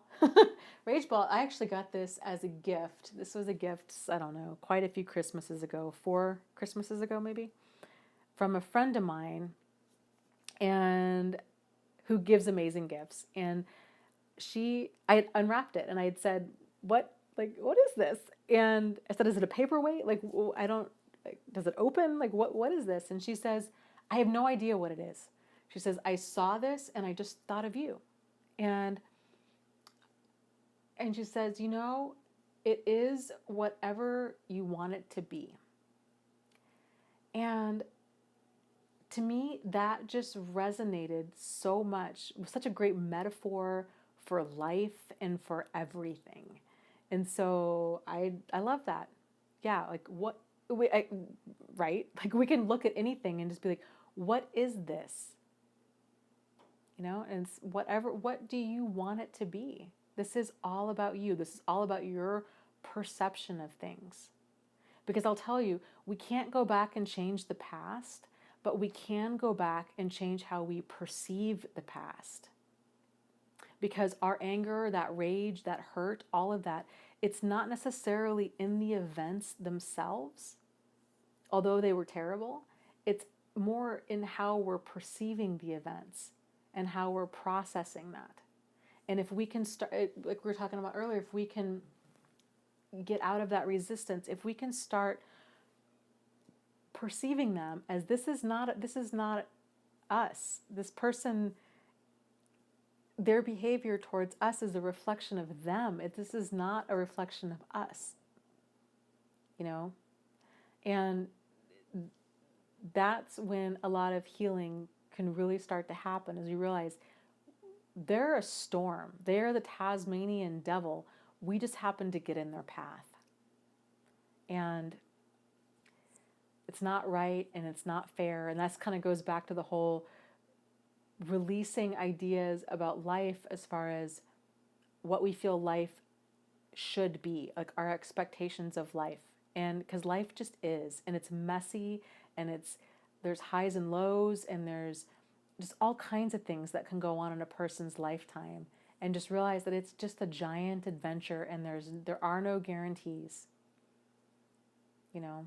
And it's all about growth. It's all about our personal growth and getting to know who we are, and finding that alignment, and just living that authentic life and being unapologetically you. That's what this is all about. But it's a heck of a long, hard, painful road to get there. That is such a great point, Tan. And I want to touch on this real quick, and then we'll call it a night. Tan says, but I feel like anger is my truth. That's my life. To deny that anger means I'm denying my own experience. Oh,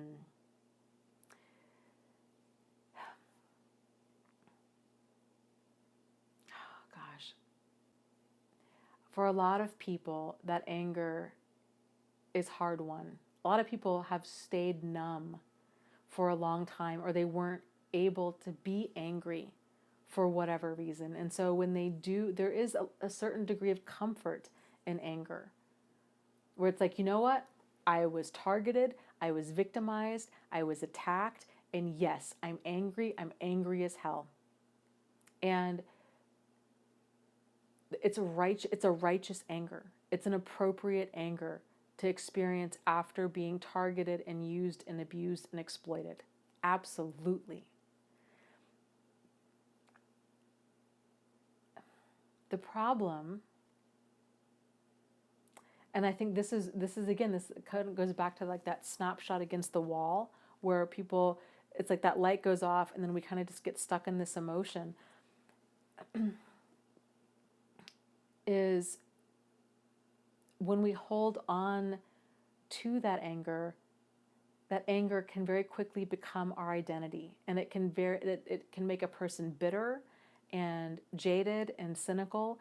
And when we start to build our identity around that, it can really sink a person. And it's hard. It is so freaking hard to climb out, to release that righteous anger, because it is righteous. And it's okay. It's okay for you to be angry. It's okay for you to feel rage. It is okay for you to feel all of those feelings. Don't get me wrong at all. And if you want to hang on to that, that's okay. I would just encourage you to experiment, that this anger is not who you are. This is not your identity. Your experience is still there, and it will still be there regardless of the different emotions that you pick up and you put down. I think that's the fear for a lot of people. They're like, if I let go of anger, I don't want to put myself back in harm's way. I don't want to say that somehow whatever happened to me was okay, because it wasn't. And I think there's this concern of, if I let go of anger, then that's somehow what I'm saying. Like, I don't want, it's a weird, and I get it, I can relate, where it's this feeling of, if I be happy, then that's somehow saying that what happened to me wasn't so tragic. But that's not what that means. And so I think it's maybe exploring different alternatives for a different identity, for you and for this experience. The way I look at it is, like, I got angry. I took that anger and I tried to refocus it and fuel it into rocket fuel. And just be like, you know what? This person, this twisted, sick, angry, hateful person was trying to drag me down into the mud with them, into their quicksand of negativity and poison. And I am not going to let this ruin my life. Because that's where the power comes from, is when we can say, you know what? You tried to sink me. You tried to pull me down into your quicksand. And no, you don't get that. You don't get that. I gave enough, and that's my line. And you know what? I'm going to take this anger, and I'm going to take this pain, and I'm going to use it for rocket fuel, and I am going to live an outrageously amazing life, and I am going to enjoy every freaking second of it. So, yeah, nice try, but it didn't work. I'm going to live an amazing life in spite of you and in spite of what happened. That's when we can really take this and make it work for our highest and greatest good. Yes. She says, it's my own mother. How can anyone be that cruel? These are some sick, twisted people, and they come in all walks of life, unfortunately, right? Like it's and it's so crazy making. I can only imagine when it's your own mother, where it's like, you're supposed to be nurturing, you're supposed to take care of me, you're supposed to guide me, and you didn't. You didn't, and you failed me as a mother and as an adult, and I'm angry, and this is not right, and it's not fair, and it's not how it should have been, and you cheated me out of a childhood, and you've cheated me out of most of my life, and I'm angry, and I'm angry that nobody else understands, and they think that I should still be kind to you because you gave birth to me, and I'm done. Like, I'm done. I'm done. And all of that is incredibly understandable for what you went through. But the fact that you are thinking those kinds of things, that you do have that anger, that you're like, what you did is not okay, if you think about it, it actually means that you're pretty darn healthy. Because that's a normal reaction to an abnormal situation. It would be a lot more problematic if you and your mom were going out for coffee every day and you guys were the best of friends and you had this amazing relationship, right? That would be really problematic. But these abusive people, this is the thing, abusive people come in all walks of life. Like Jeffrey Dahmer, had parents. And, who was it? Oh gosh, what was his name? Well, there's been a few, like serial killers, that had children and that were married.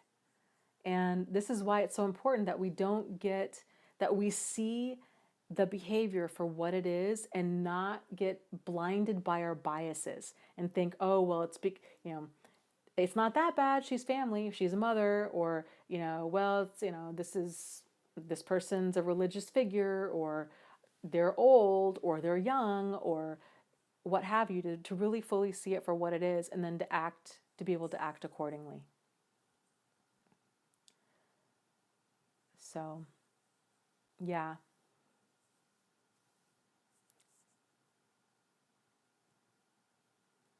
But you can decide, you can still make her behavior about her, because it is. It's kind of the saying, there's we get two shots at a good family in this life.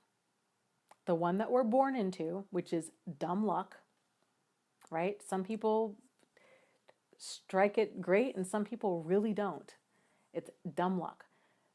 The other chance is the family that we create, whether that's with our own children, whether that's with friends, all of the above, with pets, with, what have you. And that's what you have power over now, is the family, the life that you're going to create now.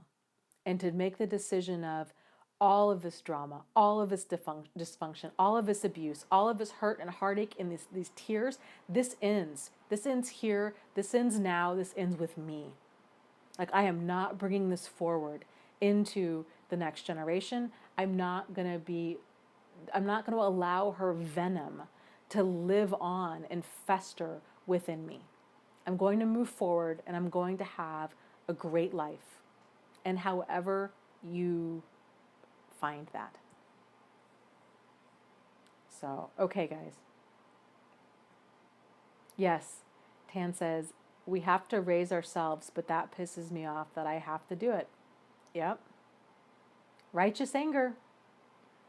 It's righteous anger, and it's understandable. You know, you shouldn't have had to do that. I wish I had, you know, I could wake people up and say, like, because it's so crazy, especially because a lot of people that are abusive now were abused as children, which is bizarre to me. I'm like, you know how much pain, like, you didn't like being treated like this, so why are you treating other people like this? I don't understand that. That does not even compute to me. It's just so frustrating. Tan says, oh, I'm drunk on validation. I love you guys. Yes. Well, good. You know, I'm glad. That's the thing. Like, you find people, you find your tribe. Like, you find people that get you, that empower you, that encourage you, that support you.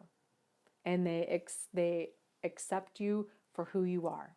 And I think a lot of times, because a lot of people that struggled with narcissistic parents and not having a solid sense of themselves or getting their basic needs met and having to raise themselves,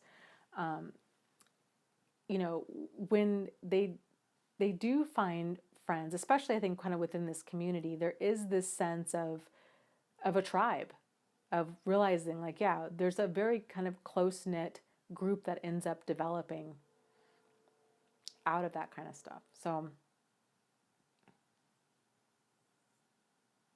okay, Wendy will answer your question real quick, and then I've really got to go. Wendy asks, how do I deal with him with our daughter? I swear he's bipolar or something. I think you need to do what you need to do in order to keep yourself and your daughter safe. Kind of bottom line, whatever that means. And then I would also encourage you to talk to your daughter about these mood swings that runs really hot and cold with her, and let her know that it's not okay that he does this, and you know that it's not her fault. She doesn't have control over it. This is just how he is. So she doesn't take that on. So, okay, guys, we got to call it a night. Thank you so much for joining this live stream. We're going to do this. I might end up doing this Tuesday, not next Wednesday, but I will do a short video to let you guys know. So, if that is indeed the case. But we normally do this every Wednesday night at 8:30 p.m. Eastern Standard Time. We normally go for about 3 hours, maybe a little bit less. We went way long tonight, so I apologize. But thank you guys so much for joining and contributing and supporting each other and just everything. It's just awesome to see. So take care and know you are not alone. You are not crazy, and you really can move forward and heal from this. So sending you guys lots of light and love all this week. And you take care. You be good to yourself. Okay? Talk to you soon. Bye.